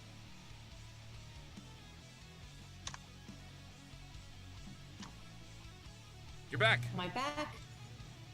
Your boobs. Yeah, they still work. Seriously? What the fuck? Okay, well. That's all you needed. Is one success. As you lay down, you take aim, you fire. The entire car shakes as you do this. Why did the music stop? The entire car like shakes with the blast back as you pull that trigger. Yes, it is, Agami. Because you now have a 50 caliber ghost round that goes out, that hits the wheel, hits the other wheel, keeps going, hits a fetch, then hits the side, hits one of the prefab structures. When it does, that it hits something, you're not sure what, in that prefab structure, and it goes up. Just explosion. But yes, you hit your target. As it goes up, people are scattering all over the place. Spooks and regular guys just scattering. Just oh my god! We're here now. As this happens, you see the other crucibles leaping out of their vehicles. God damn it, music! What the fuck? It keeps rock cutting the boat, out. Don't rock the boat, baby. Rock the boat, don't tip the boat over. Rock the boat. As you see all the other crucibles filing out, they start pulling out weapons, they start using horrors, they wade into this fight. You see suddenly Terrence is just sheathed in electricity as he starts running forwards. You see Chet literally just hulk out of his body. Just like, and start moving impossibly fast because Juggernaut. Kate lets out a scream and just kills 3 fetches. Just like, boom, they're gone. What are the other 2 of you doing? I scream. Okay. I set fire to the rain. You set fire to the what? To the rain. No, you don't do that. What's it look like around Crazy Reaper? You can't get to him right now. It's a furball. Still too far away for Cassidy to get me there? The rules say you cannot get to him yet. DM wants his story, man. Fair enough. I am going to sheathe in fire and start chunking fireballs at things near me. Okay. What's the dice roll for that? I keep asking you and I keep forgetting. That's okay, I have to keep looking it up. Which is Nimbus? Dex Athletics. Difficulty 6. Roll me a Dex Athletics, difficulty 6.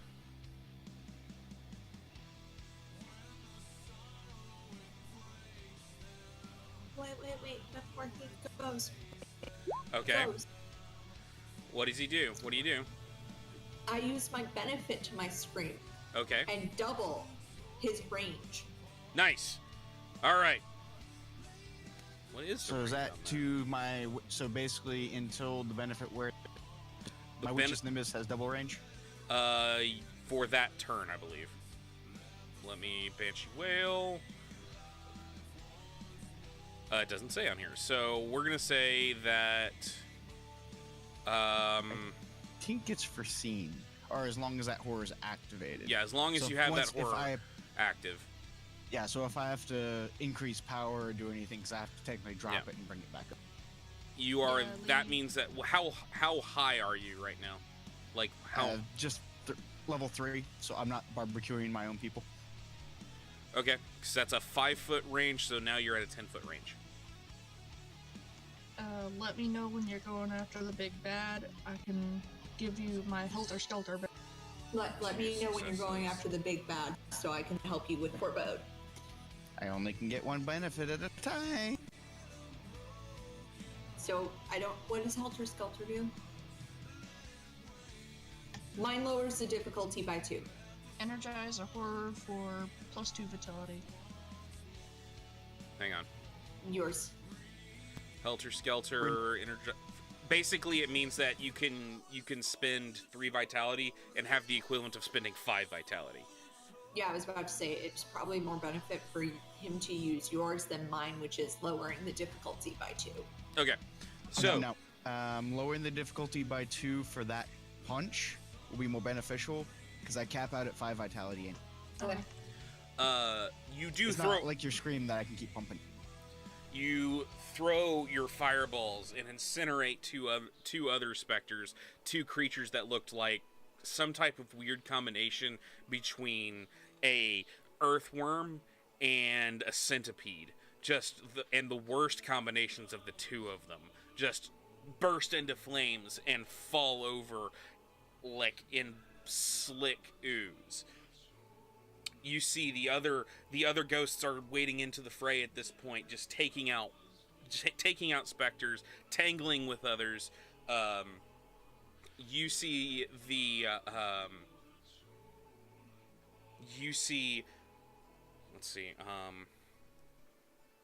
the crucible from the woods, the one with all your family members plus the Lady of the Woods herself. As they wade in, you see her she falls forward on her hands and knees and charges forward, her antlers growing even larger, and she becomes more bestial as she just charges forwards at these people. Let's never piss her off. I think Lee could take her. Thanks. So as they are wading in, and just specters are dying left and right, humans are dying, other ghosts, the ghosts that you don't recognize, start to pull back. You can tell they have taken heavy losses because they've been fighting for a while at this point. What do you guys do now? Next time we give Radio Deadhead an actual time. Agreed. Anyone who I see who looks like they're struggling and they're in the combat, I will make sure of screaming and bumping off anyone in my line of sight who looks like they need help. Like bumping off? Like giving them my benefits. Okay. You can't give your benefit to somebody who's not in your crucible. Oh, really? Yeah. That's sad. That's you can share vitality with them, but you can't, like, you can run up and give them vite, but you can't, like, benefit their horror. That's part of being a crucible member.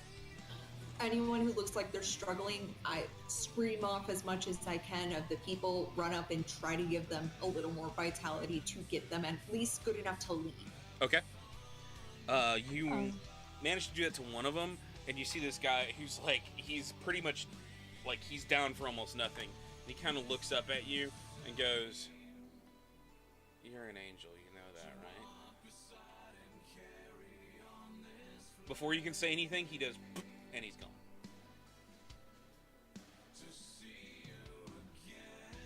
Damn right I'm an angel.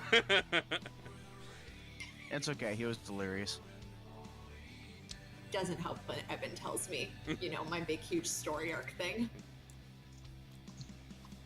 Okay. So, Morgan is trying to let the people who have been there longer fighting retreat. She is popping off the ones that are trying to fall.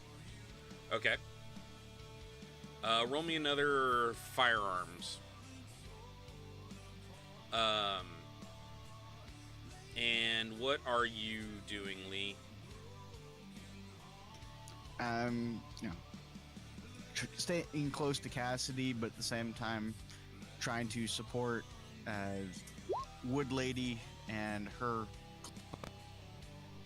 They are charging forward. Like, if you want to support them, then you're going to have to get into the furball.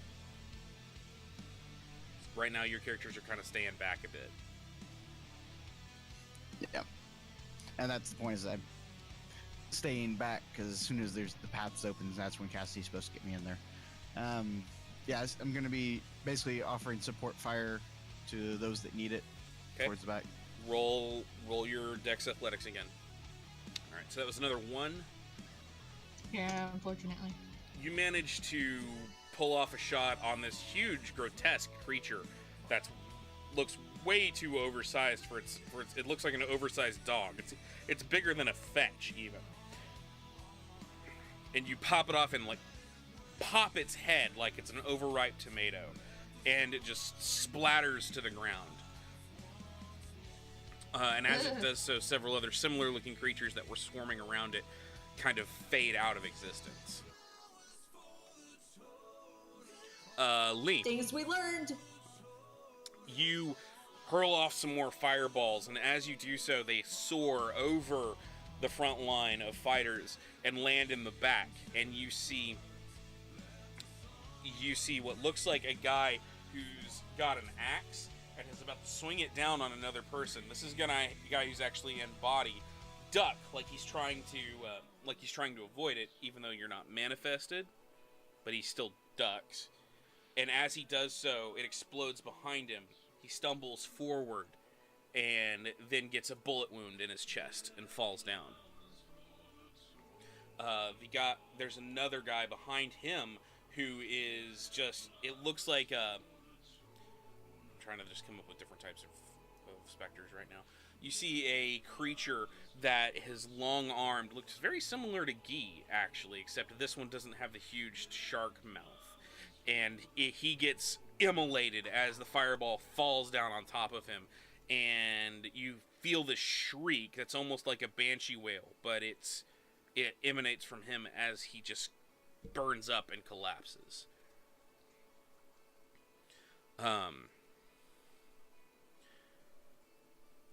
Lee, you feel something kind of weird while you're here. You're not quite sure what.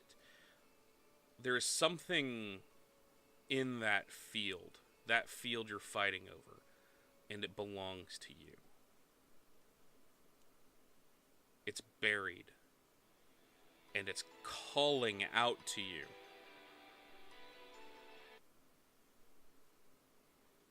Oh, God damn it. No, what the fuck?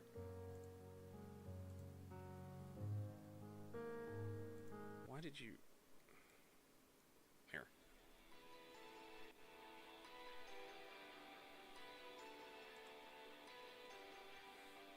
That's fair. Okay, Crucible. A wedge has been opened. You can see that that the people are fighting their way in.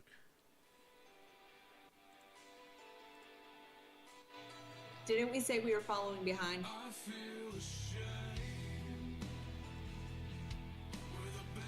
Yeah, we're kind of following in the clearing behind the wedge. Okay. All right. You could clear lines where you're at. Morgan, I guess, gets off the top of the car, shoulders the sniper rifle, and pulls out the shotgun and starts moving. Okay. So at this point, I will remind you, you cannot use any horrors or abilities as long as you are still in your body. I know. Okay, just reminding you. Did you have shotgun ghost shot rounds? Okay. I did not know. I thought we picked some up. Yeah, we confirmed that last time because we were trying to get MK to cough them up when she wouldn't. During the whole stealing my ammo routine. That's fair. I remember that. Okay. You wade into the fray, I assume? Yes. All right. Going through anyone who looks like I can reach them relatively simply, like touch doom. At this point, most of you are further into the line. You are further than they got. So at this point, you are not seeing any wounded individuals. Okay. As you wade into the field, which is on fire, distinctly on fire, the smoke is like a big haze. There are people, those who are in bodies are coughing, and it is very hard, even for you, Morgan, to keep going at this point, because there's so much smoke. There is barely any oxygen. As you're coming up, your characters are confronted. You see these two individuals. If my computer will listen to me, you see these two individuals stagger out in front of you.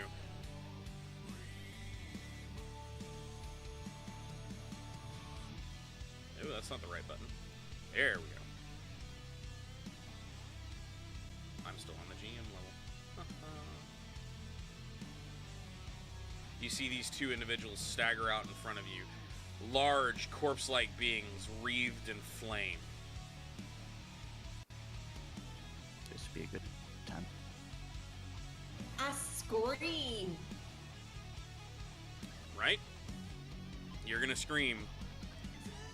They are obviously specters.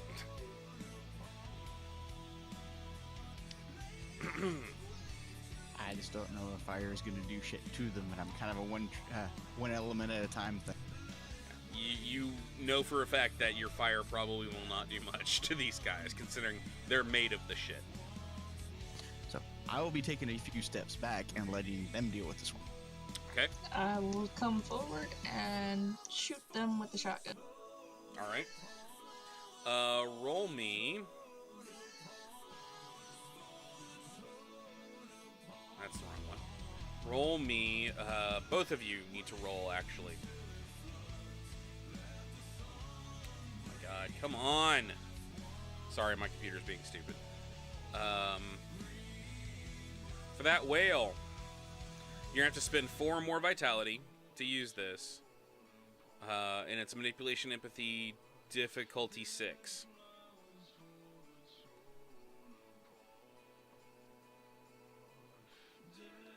And then for you, Morgan, it's a gunshot. So it's going to be Dex Firearms, difficulty 6.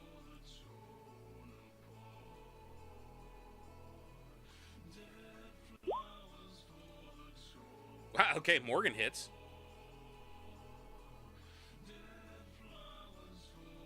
MK, you managed to hit as well. As you... MK, we're going to describe you first. You scream at one. Let's say this one for all intents and purposes. And as you do, it slams into him and he staggers back. Let's see.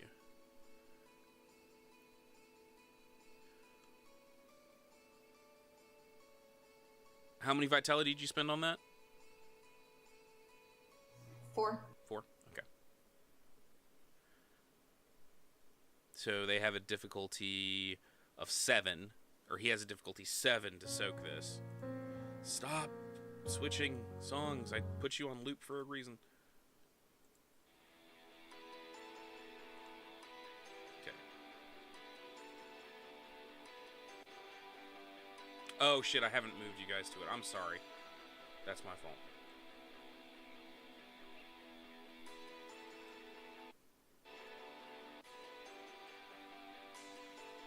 Honestly, roll 20 sometimes just gets in the way. All right. So,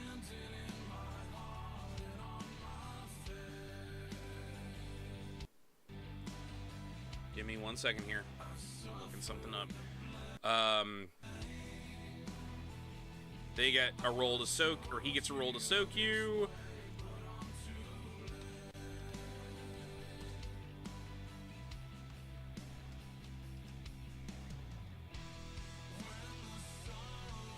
But it's difficulty 6. Or excuse me, difficulty 7. I am not a combat character. How many successes did you get? 2. Okay, your fire hits him, or your scream hits him, and he stumbles back a bit, but you don't you don't see any damage to him other than just the fact that he's kind of been drugged through the ground a bit. He kind of looks like he shrugged it off. However, Morgan, you hit enough, so roll 8 damage dice. Because it's a fucking shotgun.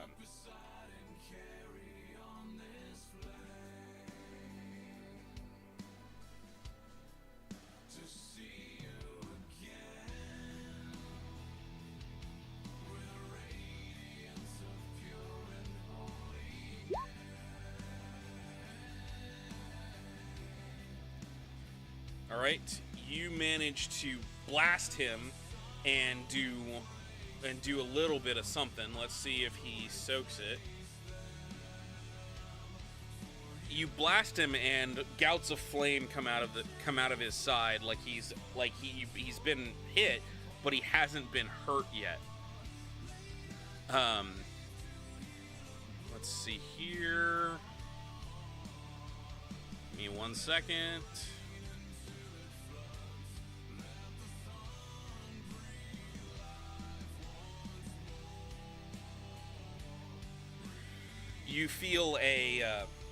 You all feel a ping as, no, she wouldn't do that because she's not manifested.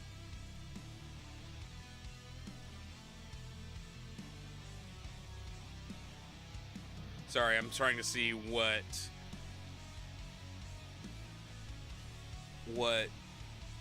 exactly we have for her to do. She can't do Helter Skelter. Okay. From behind you, you feel the ping as Cassidy lets out her own wail against the same one that you wailed against, MK.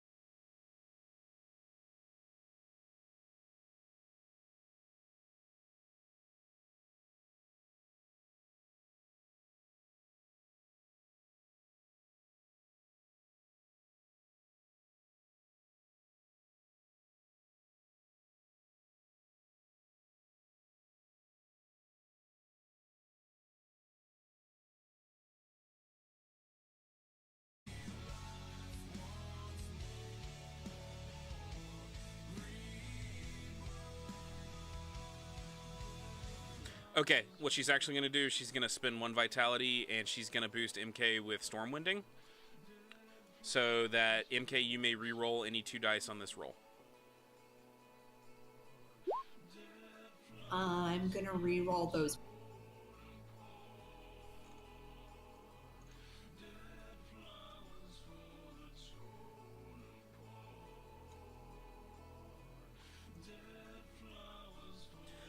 So, first I'm going to go through Lee. Alright, so that's a total of 2 successes. Wait, question. Answer. Because I was specific and I said I was re-rolling my 1s, wouldn't that make it more successes because I have 2 9s? Sure. So we're going to say you have 4 successes. Is that correct? Yeah. Yeah. No, 3 successes, sorry. If I'm counting correctly. Okay. Do the math for No, me. 4. It's 4, because she had 1 success. The 2 1s go away, which give her the other 2. One of the 2 rerolls was a 4th success. Okay. 4 successes. All right. So, first off, Lee. 4 success fireball. You throw your fireball and it hits against... which one are you shooting at? The one that was shot by... The one that was shot by who? Or that was... Morgan. Morgan? Okay, it's going to try and soak. It manages... You do a little bit of damage, but not a lot. It kind of...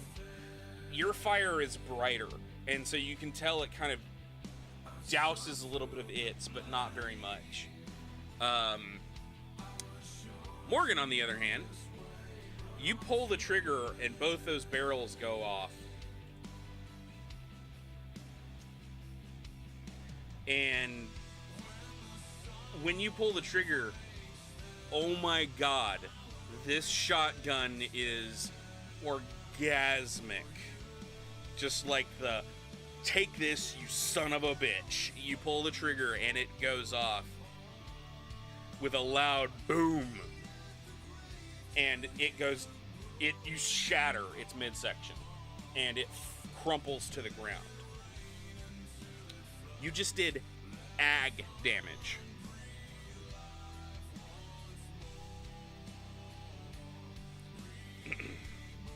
Yes. As you do that, Miss 4 Success Whale, let's see how it does. You scream at it, and this time it stumbles back even more. It stumbles back even more, parts of it falling off. It loses an arm. It loses parts of its head. Some of the fire goes out.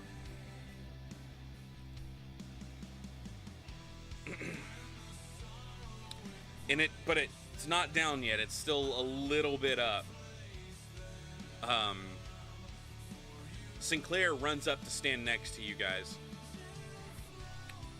Says, "Go. Fight the rest. I'll take care of him."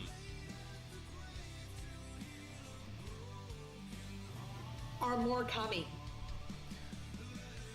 Yes. But not if we can kill him, points to the Reaper.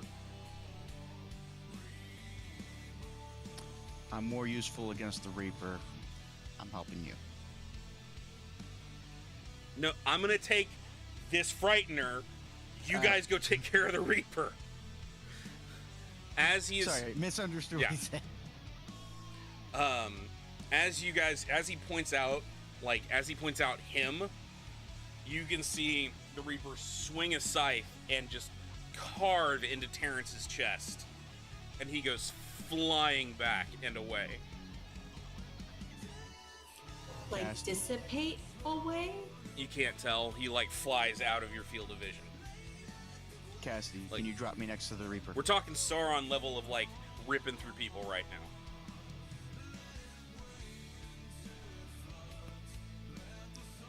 Cassidy, can you drop me next to the Reaper? Preferably not in the path of that scythe. You're gonna have to stop glowing first. I turn it off.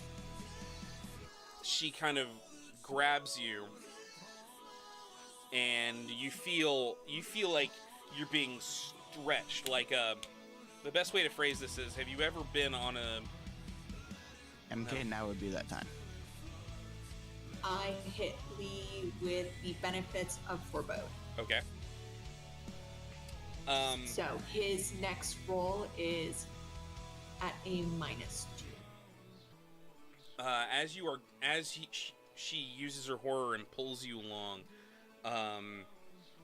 It feels like you have grabbed a moving object, and you're just suddenly ripped off your feet as you fly through the air and just pop out over the Reaper.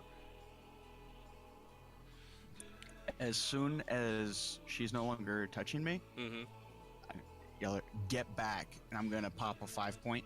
Okay. And basically, as I'm dropping down, try to sucker punch the Reaper in the back of the head. Okay. To set up one more setup that I'm going to do before we get into that. Just like now remove these guys.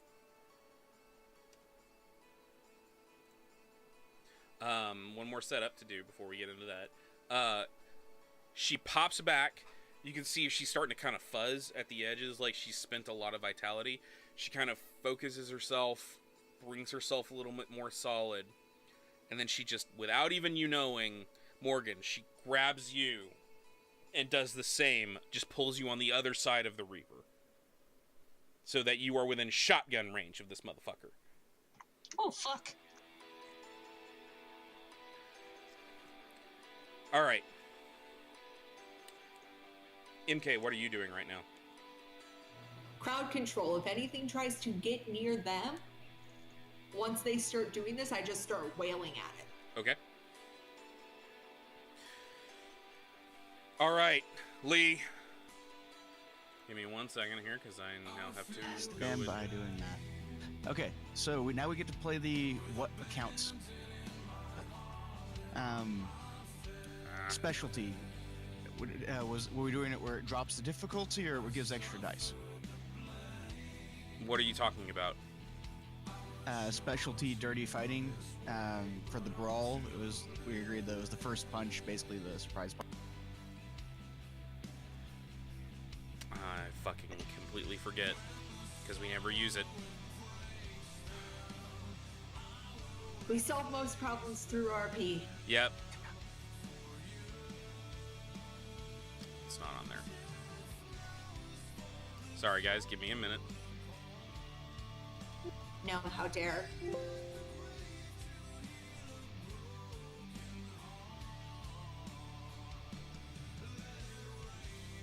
This is part of the reason we're taking we're taking a bit of a hiatus, so I can go over the rules again to make sure I remember everything.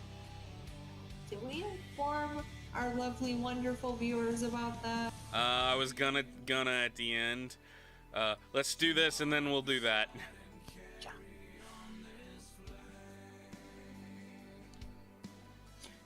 And then the next question is, does this qualify for my bonus dice of doing something epically stupid? You mean Like Daredevil? Yeah.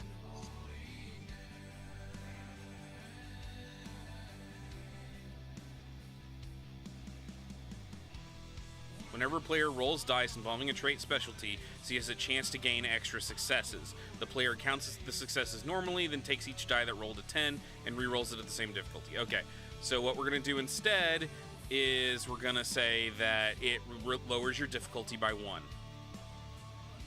Okay. So your difficulty is now lowered by 3. Now give me a second to get back to his stat line. And yeah. Yes, Daredevil counts. Awesome. Brawl is to hit is Dex Brawl. Dex Brawl. Yep, Dex Brawl. Okay, 11 dice, difficulty 3, ignoring 1s. Fuck! 11 successes. Shit, save some for me. Well, you fucking hit. So, bonus damage for the Sucker Punch of Doom. Let's see. Well, you only needed 1 fucking success. Give me a second. 73 or 273.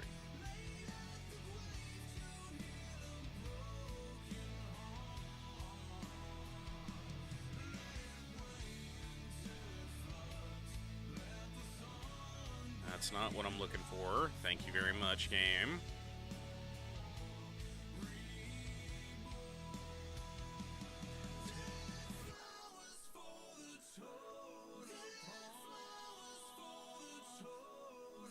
That's...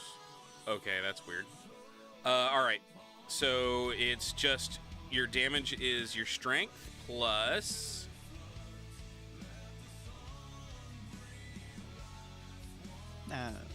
yeah.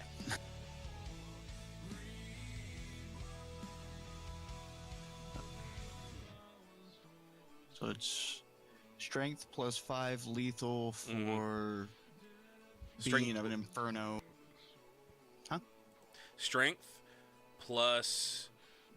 you only needed 1 success, so 8.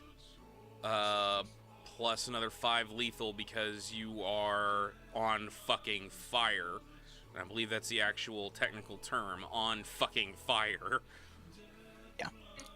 I am also, as soon as I make physical contact, I'm screaming at him and activating a stain. Okay. That is going to be doing an additional 9 act.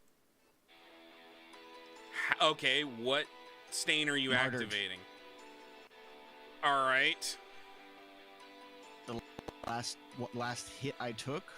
Okay, how long are you wanting to have the horror active? The stain? Yeah, the just stain. the Yeah. one hit.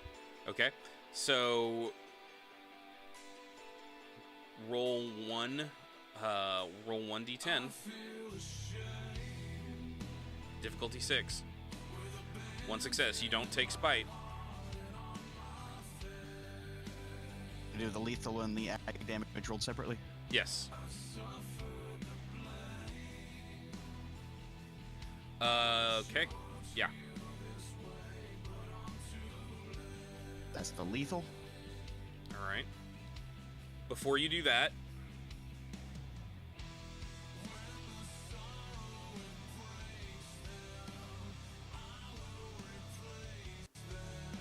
But I do it very, very, very well.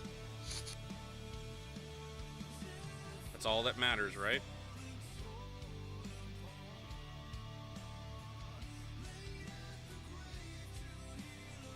Okay, so yeah, before you do that, he gets to soak that first.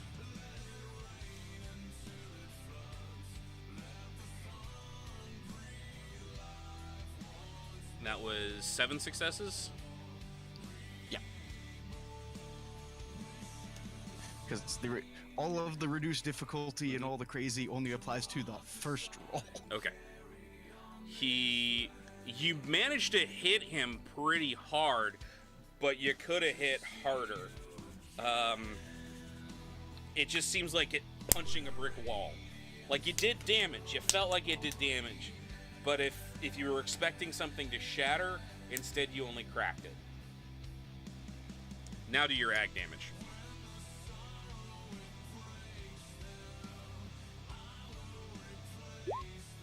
Alright. As you hit, you call up all of that anger, that pain that you felt when you got hurt by Mitchner, because I'm assuming it was that wound, right? Which wound was this? It was when not Mitchner, but the other Reaper Okay. nailed me when Cassie had to pull my ass out. You call back all that anger and all that pain that came from that hit, and you unleash it on this thing. Just like, motherfucker, I'm tired of your fucking shit.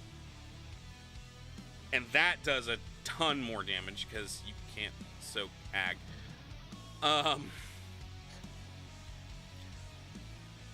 You feel it hit him, and he's just like, that part shreds part of the spite in him. That just like shreds parts of his gauze away. It wasn't the act of punching him, it was the act of reminding yourself how much you hated him. And you feel dirty, but you feel justified in how you feel dirty. Fuck Spectres.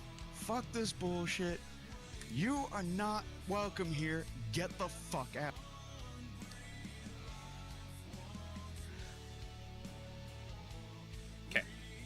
slam into him. You've done your damage there. Morgan, you're in shotgun range.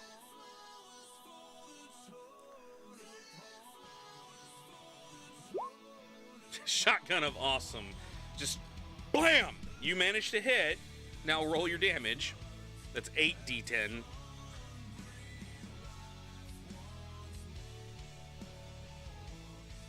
You remember you didn't actually have to reload.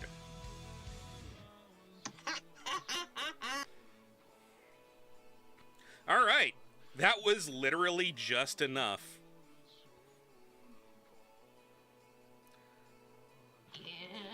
You kind of land and you just blam, and just like as he's shredding one way, he shreds the other way and just explodes in gauzy Icarus ick, for lack of a better term. His scythe falling onto the ground.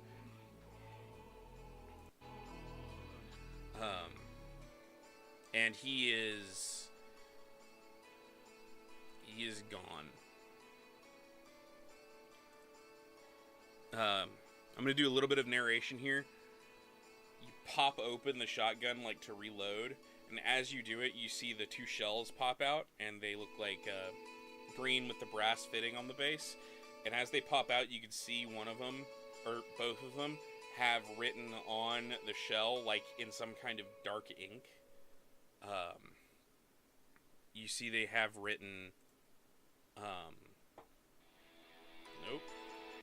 You see they have written Grim. Just the word Grim. Grim. Okay. As you take down the Reaper, you see the specters who are left, and there ain't much, flee. Just, they run. They scatter to the wind. And at this point, no one's chasing them. I go and try to tend to the wounded. There are lots. They're wounded all over the place. Ghosts are barely holding it on. Like, people are just kind of, oh shit, what did we just do? I leave the bonfire on and walk out into the field, trying to find that. While barbecuing the field, looking for that feeling of something that was buried that was mine. As you're moving through the field, you finally come to the place where you're feeling it the most, and you see what looks like a headlight sticking out of the ground. I drop the fire and just start frantically digging. You're not manifested. You're literally pawing at ground.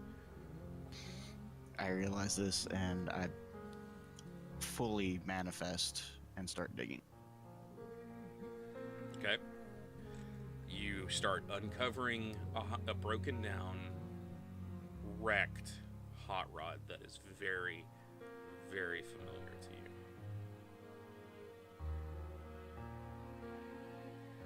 In the middle of a burning field. This isn't just like a headlamp sticking there. This is, you start to uncover a fender. You start to uncover the top of the hood. It's gonna take more than you digging with your hands to get it out of there, get it out of here.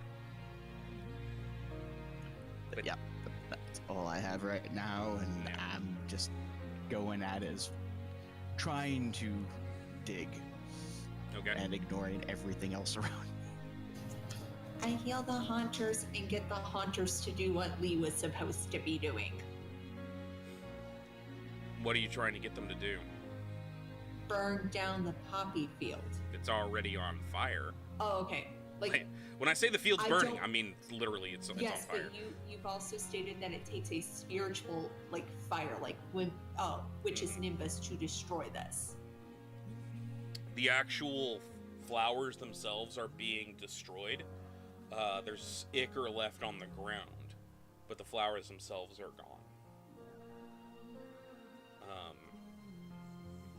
The ichor, as you can actually see this, you notice this kind of in the back of your skull as Lee was walking around at full bonfire. He was just kind of evaporating it away from him as he was walking through. So some of the haunters start to get up and start to like inflict damage on this ichor and just plowing it away.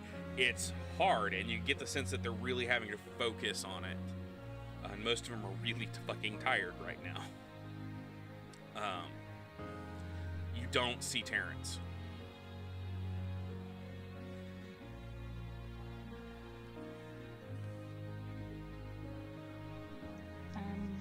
I will turn back around, kind of glance at my body, make sure that I'm still okay.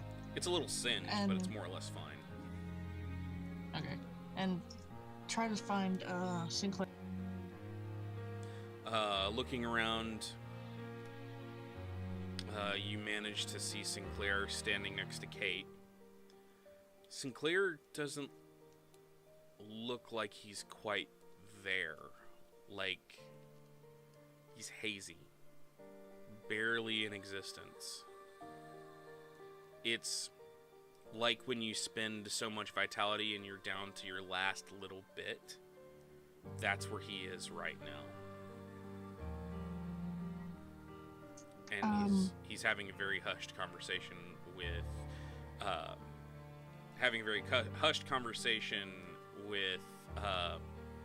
Kate. Kate is looking very upset. Like, not angry upset, sad upset.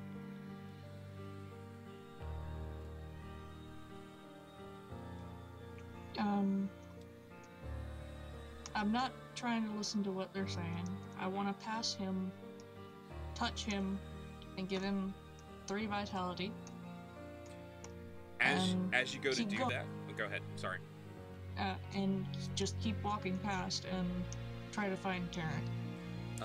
As you try to touch him, your hand just passes through him like he's not even there. He is a ghost to a ghost. So I can't give him anything. Nope. Shit. Alright, well, I'll kind of give it a weird look, but keep going, because I want to try to find Terrence. Okay. I walk over to Cassidy. Cassidy's she's a bit spaced out at the moment. It's just like not fully Actually, here. no, I won't do that because the player's not here. And I do not feel like role-playing with you on behalf of the player. Right, that's a good call. So I'm going to walk up to Kate. Okay. Because I have this feeling this is the last time we're going to see Sinclair. You walk up to them, and they're having a very hushed conversation. And like I said, Kate's looking very, very upset. You catch like the last end of what Sinclair is saying. It took a lot out of me. And there ain't nothing left anymore. I gotta go. Kate kind of looks at him and is like, "You're not John Wayne. Stop talking like that." You don't get to leave without saying goodbye. He kind of turns to look at you when you say that. You don't get to say goodbye to her. Say it again, my computer messed up. You don't get to leave without saying goodbye to her. Doesn't look like I have much of a choice. You're strong enough to do that. Not anymore. As he's literally like, you can barely see him now. He is fading out. I use my thingy so that, then tell her through me. The project, it's done. Everything on those boards is all she needs. And she can... Don't talk to me, talk to her. The boards are all you need. And you can get rid of the scourge that's keeping you here. It may take a little bit more puzzling out, but I figured it out. I have the answer. You're a good man, Sinclair. What was Sinclair's first name? Oh, Jeffrey. You're a good man, Jeffrey. I'm glad we met you. Well, who knows? Maybe you'll get to see me again. I know you and I will see each other again. And as you Destiny. As you say destiny, there's a gust of wind and he's gone. And as the last thing you see of him is his eyes going from their normal color, kind of grayish color, and then they turn red and they disappear.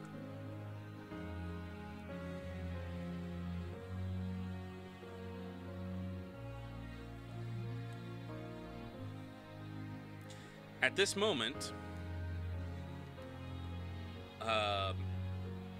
Morgan, you find Grace desperately trying to pump vitality into Terrence. But she just doesn't have enough. And he is fizzling out. I will run up and help her by pumping vitality into him. Okay, how much vitality do you give him? 5. Okay. No, you can give him much more. Yeah, you can give him as much as you want, because you're trading, Oh, right? no. I'm spending 3 points of willpower, and I'm sending 9 points of vitality to Morgan. Okay. Okay, I use all but 1 vitality, and then I use the additional ones from, Additional ones from what? MK. Okay. As you're doing this, it's almost like you can't feed him enough. He is literally bleeding out vitality right now. Turn to Kate. We need more. As he's like sitting here and he's trying to hold himself together and fizzling, he kind of looks up and says, "Get Lee."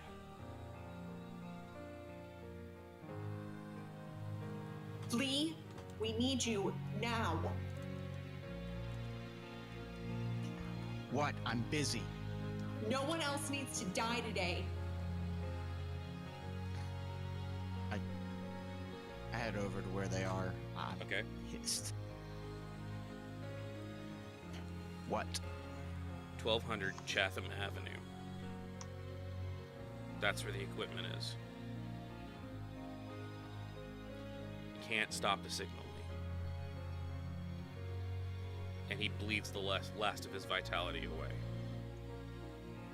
And he fizzles out on the ground.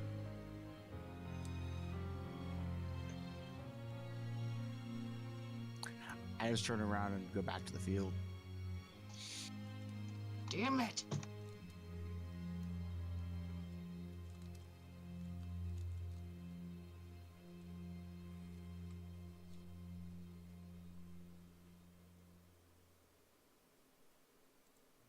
I don't think I hate anyone as much as I hate you right now, Lee. He's gone.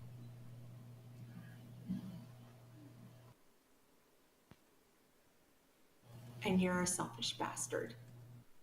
It's what people do. They just leave. All of a sudden, No. all of you feel a tearing in your skull. Like a ripping, tearing, slicing feeling that is both a sound and a feeling in and of itself, emanating from the city behind you, and you can actually see the skyline behind you. You turn to look, so I'm taking a little bit of control right now. You turn to look at this event because there's no other words you have to describe it. As, remember when the small hole opened and the knife came through? The ripping, tearing of reality. But this time you can see it on a larger scale as it opens up over downtown. A huge, got to be at least 1 to 2 mile long rend in mid-air opens, and dirt and sand and dust gust out of this like the bottom just opened out of something. And as this huge rend opens itself in the sky, something falls with the sand and the dirt and the dust and the wind. Something large and black. And for a moment it looks like the steeple of some church or tower or something, but you're not sure. As it falls and careens into a skyscraper, breaking it, tearing it, crushing the very pillar, the skyscraper, like destroying it completely and gouging into it like a giant spear. And it leans over and careens into another and starts tearing floor after floor after floor down. You feel the earth shake and rend as you see these 2 towers being destroyed by a piece of a third, and you hear a scream as specters on the wind just scream in victory.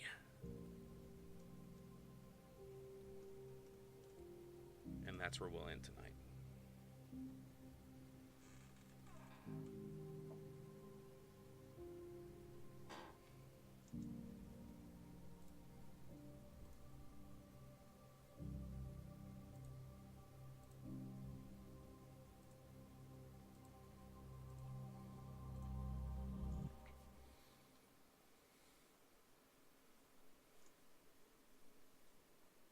So, did everybody enjoy the session? Oh, yes. Oh, yes. Welcome to Book 4, ladies and gentlemen. And there's one after that. It only gets worse. It only gets worse. Believe me, it never gets good. If you think there's a happy ending, you clearly haven't been paying attention. All right, guys. Oh, crap. I should not have closed that book. Anyway, so, did everybody have fun tonight? Yes. Everybody enjoyed themselves? Yeah. Bad things are about to happen. Say again? Bad things are about to happen. Yeah. There's a reason why I was like, is she gonna forebode? Is she gonna forebode? Maybe? No. Oh, okay. I mean, I thought about it. I just really wanted to get us to the fight. Yeah. I take the spotlight a lot. I just have that type of personality of, hey, bitches, look at me. Y'all need to tell me to stop doing that. That's okay. I think we officially have distinguished the next party rift between MK and. That's true. No, that's like, I'm like, oh, do we have more time? Because I really just want to turn and be like, you know what? Maybe Guy was right. All right, give me 1 second because I closed a book and I should not have. So. And it is literally. I mean, Lee and MK come from absolute opposite backgrounds, like family life wise. Mm-hmm. It's like the happy, loving home, the absolutely shattered terror home. Oh no, it was more of a like, you're digging in the dirt for something, and I just watched Sinclair die. And this person who, you know, was attempting to help us and move heaven and earth to help us is bleeding out, and you cannot be bothered because you're a selfish dick. Yeah. Which makes sense for both characters. I mean, it really does. It's literally, it's like watching the situation. It's like, Can I actively do something to help? No? Fuck it. No. And I'm stuck in the middle feeling both of their situations and just like, this guy's dying. I am kind of in this whole giddy sensation right now because I honestly can't wait for those of you who don't know who because we didn't say it to chat, Dahlia was not feeling well today, which is why she was typing everything instead of actually saying, and she hit a wall where she really couldn't continue, and so that's why she had to bow out tonight.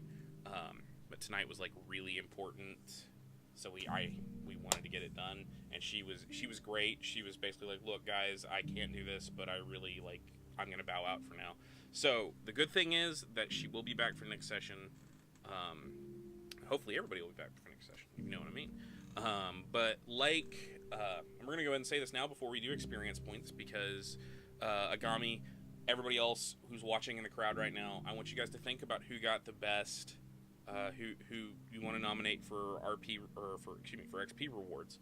But while you guys are thinking about that, I want to bring up one thing, which is because of certain scheduling difficulties and because of certain feelings about, not necessarily feelings about the game, but certain scheduling things, and in order to fight burnout, which is a big problem, what we were going to do is we were going to go on hiatus for 2 months.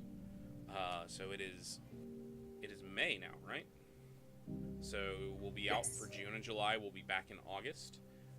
Unless something else comes up or something else moves it.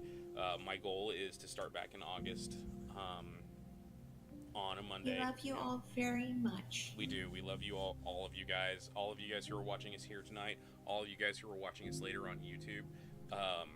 We love you all, and thank you all. Everybody out there who's been commenting, everybody out there who's been talking to us in chat, and even those of you who haven't been talking in chat and are just lurking. We love you all. We thank you all for coming. But let's get on to that XP. So first off, the reason we're all here. Yeah, the reason you're all here, XP. Let's see. Everybody gets 1 for showing up.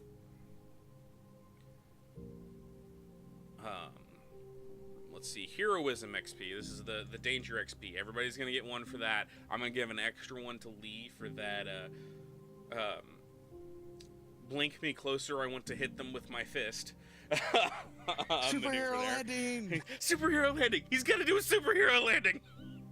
On the Grim Reaper's head. Oh! God damn it. That's the other thing I forgot. We're gonna go back for a bit.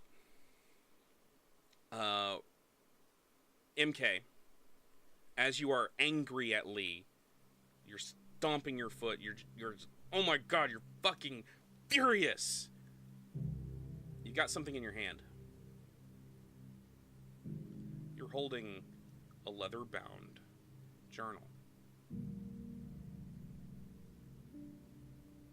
A very familiar-looking leather-bound journal. God damn it, Evan! I don't want to cry on stream.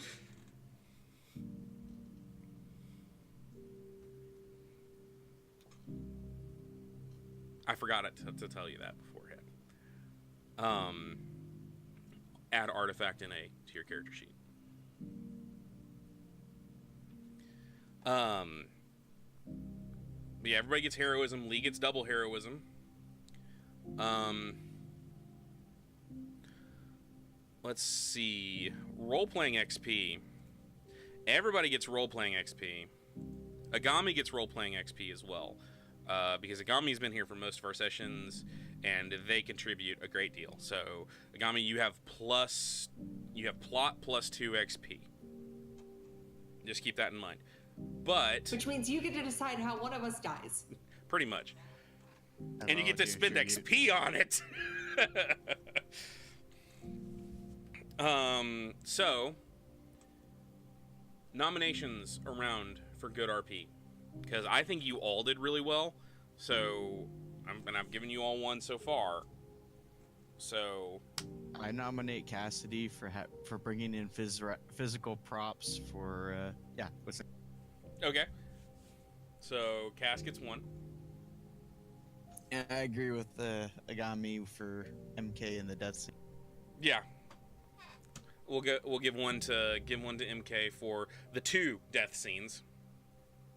I would like to also nominate Morgan for the "I got a boomstick" scene. All right, we'll give one to Morgan for that. Lee for being a cold, heartless bastard. Okay, we'll give one for that. Congratulations, Lee. By the way, you are now Radio Free Death.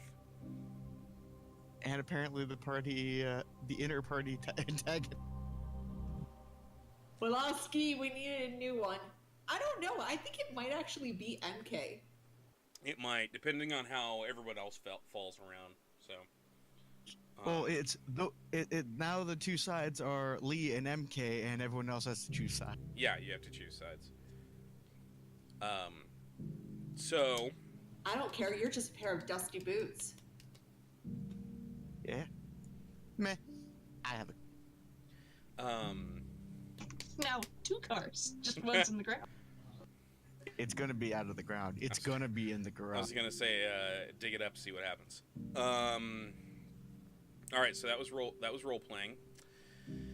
Learning curve. All right, Lee, what did you learn?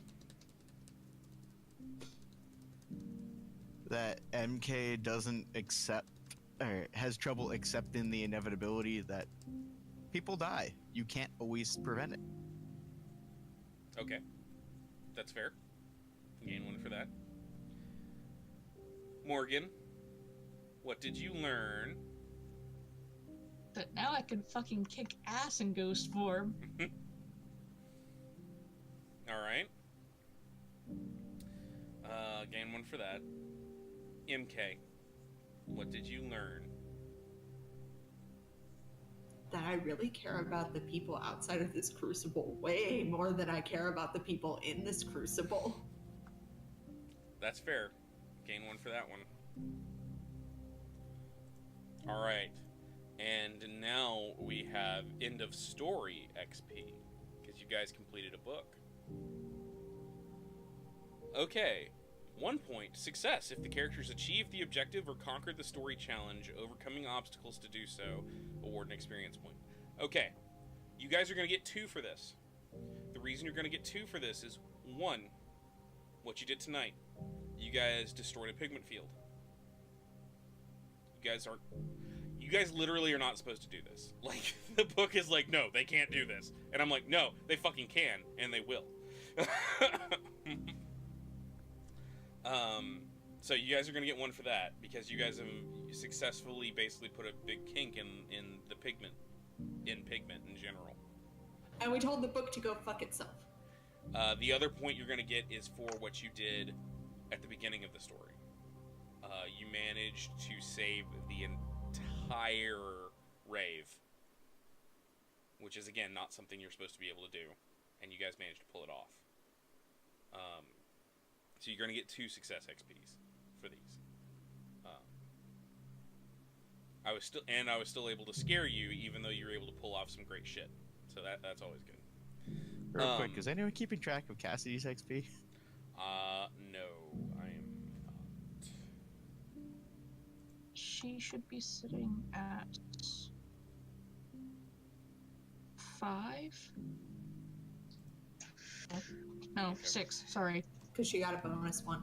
Yep. Alright. Danger. Characters receive an extra experience point for surviving terrible danger or overcoming great odds over the story's course. You did! You get an extra 1, because you guys have definitely gotten your danger. If I don't experience danger, I've done something wrong. This is fair. And then finally, wisdom.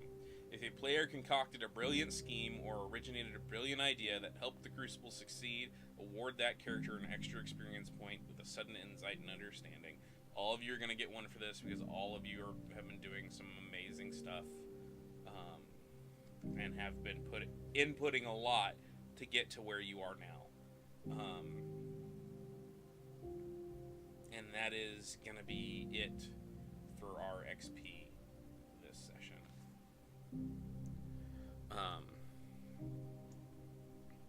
thank you guys very much for showing up. Thank you guys very much. The book says they can't do it, and I'm like, oh yes you can. Maybe Agami, we're not sure. I need to talk to him about that. The biggest issue that we're running to right now is scheduling on his part, and that's maybe at the soonest he will be back. In the later book, it may not be book 4, it may be a different book along the way, because we have 6. But again, thank you guys very much for coming to the session. Thank you guys very much for following us here at Orpheus. For those of you who have joined us recently, welcome. For those of you who have been watching us since the very beginning, or for the last couple videos, or whenever, thank you guys for coming back. Hopefully we will see you again after the hiatus. I will definitely be posting stuff about that on my Twitter, and you can find that at, just look up Evan Blade Revan or Evan Blade Twitch, and you can find me online there. Also keep an eye on this station, because I will be posting about stuff like that here. I will also be posting stuff on my YouTube, so that we can keep things together and keep things motivated and keep our eyes on the prize, so that we can come out of this and really hit it hard. One more time, we're gonna go around and we're gonna go to my players, and I'm gonna ask them to remind you who they are and where you could find them if they have a presence on the internet. And if they don't have a presence on the internet, I'm gonna just let them introduce themselves over again, so you cannot forget them. But let's start off with the top there with MK. Hi friends, I'm Skittish Cat. I played Mary Kathleen O'Brien this evening. I can be found at Twitter at Skittish Cat, where I post artwork, and hopefully I will be posting more because I am doing partnerships with other local LARPs. Nice. And then next up is Iredell. I'm Iredell Bastion, and I play Morgan here. Awesome. And then last but not least, I'm Warfox. I play lead Blaylock here. awesome. Thank you guys again for showing up. Thank you guys again for watching us. Tomorrow night, this will be going live on YouTube, so that you guys, if you want to go back and watch it over again, if you guys want to go back and get caught up, all the other episodes will be there as well. Thank you guys again for coming out, and I hope to see you guys soon. Before we go, we are going to look for someone to host on Twitch like we always do. Let's see who is live right now, shall we? Maybe, just maybe, we might find a Raven, because she always loves it when we raid her. If not, then we'll find someone else. Let's see here. Loading.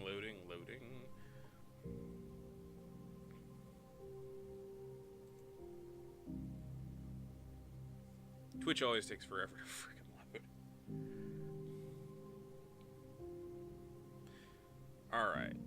Actually, here's what we're gonna do. We're gonna send a raid Alien Bow's way. He is currently playing Legend of Zelda Breath of the Wild. Something a little lighter to counteract the horror that you guys have just been through watching people get killed. I'm gonna go ahead and send you his way. He's an awesome streamer. He does a lot of Skyrim mods and other Bethesda stuff.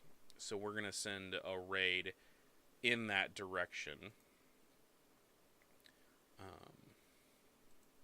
Let's see here.